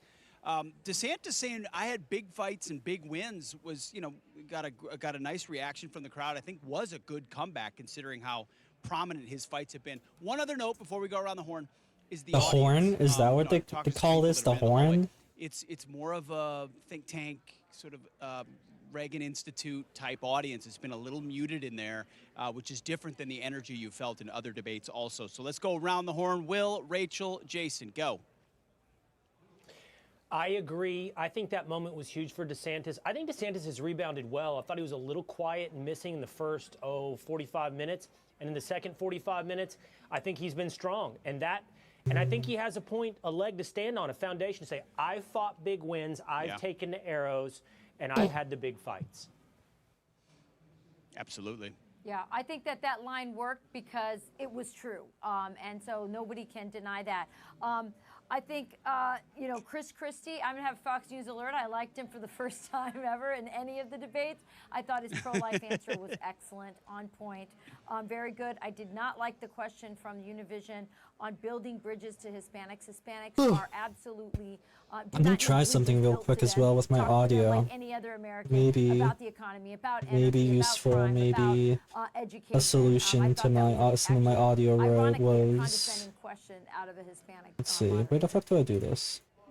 Absolutely. A lot of people will be. Go ahead, Jason. Keep going. I was going to say I totally agree with Rachel on that point, and Will, I think you made a great point as well. I think this theme that's emerging for me is that the people at home, when they're evaluating this, they want to be more like Florida.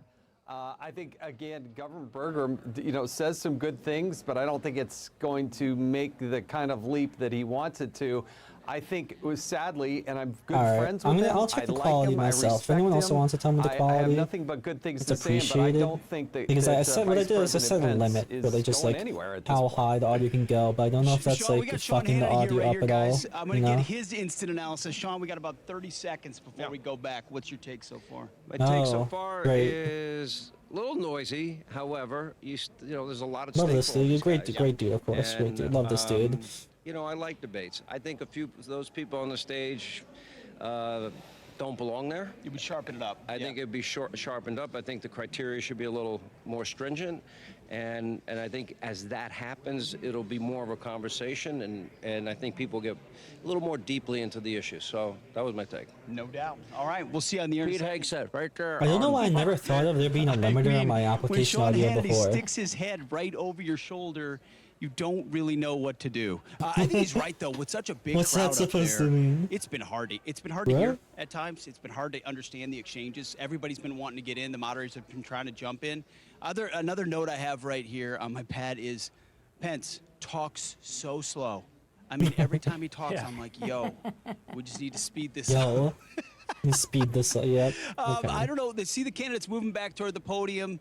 I think we are going to closing statements. Yeah, and we'll go I mean, to it shortly. it's supposed to Quick end note at for those 11. watching. It's supposed to be 2 We're going to hours. come out of this. We'll be live in the spin room, and we will have instant reaction from this group.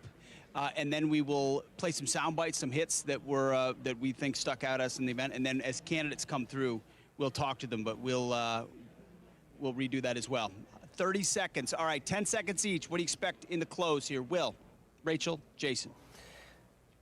I expect strong from Vivek Ramaswamy. He's good on first principles and good on speeches. I expect talking points from about 2 or 3 others that are born and bred Washington. Yeah. All right, I'm going to have to toss it back.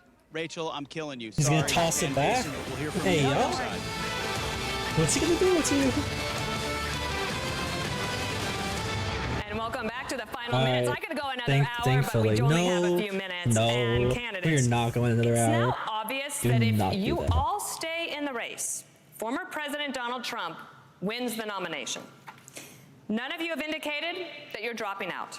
So, which one of you on stage tonight should be voted off the island? What? Please use your marker to write your choice on the notepad in front of you. 15 What? seconds starting now. Of the people on the stage, who should be? I'll I'm decline absolutely to do serious. that with all due respect. I mean, we're here, we're happy to debate, but I think that that's disrespectful to my fellow competitors. Nobody wants to. Nobody wants to participate. Let's do some questions. Yeah, it's fucking dumb. For the country.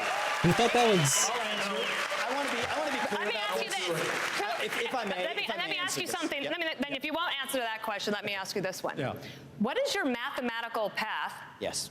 Governor DeSantis, in order to try to beat President Trump, who has a commanding and enduring lead in this race? It's a much better question. Polls don't elect presidents. Voters elect presidents. Right. And we're going to take the case of the people in these early states. We're going to do it in a state-by-state direction. And why? Because as Reagan said in his day, this is our time for choosing.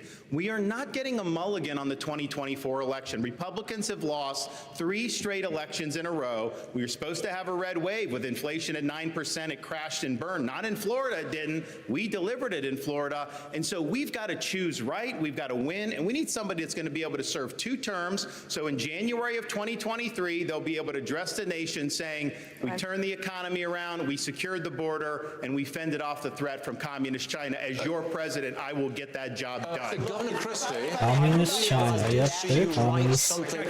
Governor Christie, I believe, excuse me, Governor Christie, I believe I did see you write something on the card. No, but I'll certainly tell you. Go. Yeah. Look, I think I've been the only one on this stage who's been clear about this. I vote Donald Trump off the island right now. And the reason I vote him off the island, but any of the people on the stage, you know what? Every person on this stage has shown the respect for Republican voters to come here to express their views honestly, candidly, and directly, and to take your questions honestly. I have respect for every man and woman on this stage because they've done it. Vivek, put your hand down for a second, would you? I still got time, dude. So chill out. Here, look. This guy has not only divided our party, he's divided families all over this country. He's divided friends all over this country. Like, it just, I've spoken to people, and I know his everyone hatred else of has, Trump and who stuff, have sat at like his disdain of Trump really falls flat when you remember that he's like also a Republican and is saying all these other Republicans on stage are good. Like, there's not much to do to remedy that one. Look, I have a different view on this. I think Trump was an excellent president, but the America First agenda does not belong to one man. It does not belong to Donald Trump. It doesn't belong to me. It belongs to you, the people of this country. And the question is, who's going to unite this country and take the America First agenda to the next level? When we rallied behind the cry to make America great again, we did not just hunger for a single man. We hungered for the unapologetic pursuit of excellence. So yes, you never hunger for a single man. His legacy because it's the Tom and right thing Vivek L. to do. But we will unite this country to take the America First agenda to the next level, and that will take a different generation to do it. That does it. I repeat, that does it for the second Republican primary debate live. No final words from everyone? Presidential Library. Thank you to all the candidates. That's we it? loved having you here tonight, and we will see you out on the campaign trail. Have a great evening. Thank you for joining us, everyone. Good night. Buenas noches. All right.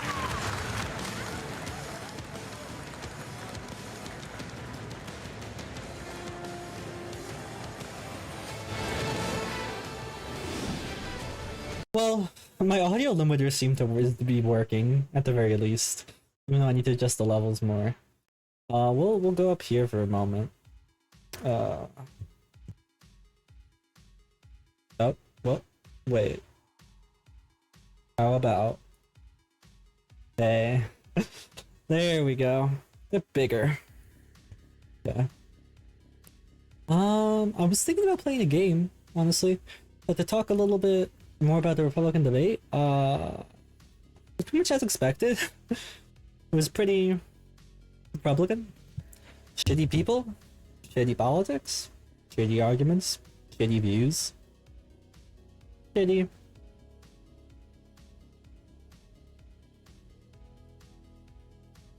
was also a lot less entertaining than like some, I feel like 2016 and 2020 was. I feel like it's like, I really do feel like just like, yep, these people are just kind of saying batshit things extremely plainly and people are cheering. It's like, what is there to even satirize anymore, you know? I don't think I'll do any more debates after this. I don't really think there's, you know, my curiosity has been satisfied, and the conclusion is there really is nothing more to learn here. Didn't really learn anything new. Didn't really get anything out of that. Republicans are gonna be Republican. Not much. That's it. I'm not sure how. Let me look at my game library really quick and think about if I want to play a game.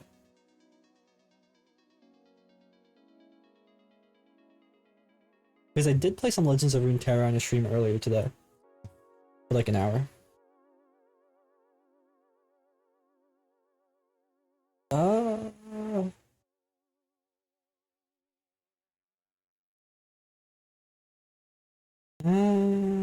I don't think so. No, I don't think I want to chat about anything either. I think I'm good. Yeah? Yeah. I think I'm alright for now. Well with that then, Although I planned for there to be a more post-debate commentary, and even more during, but there just wasn't really much to say.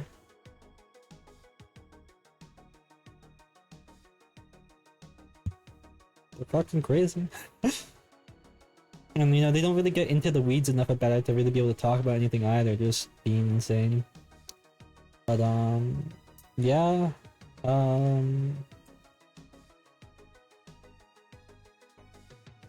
Next stream probably Sunday? We'll see. We'll see. I might end up doing it earlier. I just restarted this medication that I was talking about I wanted to. So we'll see how soon it really starts taking effect and stuff. Until it does, I'm trying to minimize my streaming a little bit. As it's kind of everyone's like I'm a bit little unstable. Not like, you know, not like insanity unstable, but you know. It's like while I was feeling off my last bomb rush stream. You can always check my Fediverse profiles for updates. My content creation one and also my personal one, which is way better, honestly. And anyone can follow it. Anyone wants to tell me the least bad major social media? I've been thinking about going on another one. I'm already on Reddit and I hate it, but I've also been told that that's the least bad one. So I'm feeling a little stuck here. So maybe I'll just stick on Reddit to post advertising posts sometimes. Kofi. I have Kofi now. I have Kofi. You can tip, and then I got the Twitch subs and the bits and all that shit. Because I'm an affiliate. Wow. Wow. I'm also have design things in the works and thinking of new design shit. If you would like to give a tip so to fucking help me afford that shit, because it's good shit. I do not have much money, and good shit can cost money. So anything would be appreciated. But otherwise, YouTube, VODs, and yeah, that's it. That's it. That's it. If you're in the United States, register to vote. Vote for actual good people in the primary. Vote for the Democrat option in the general.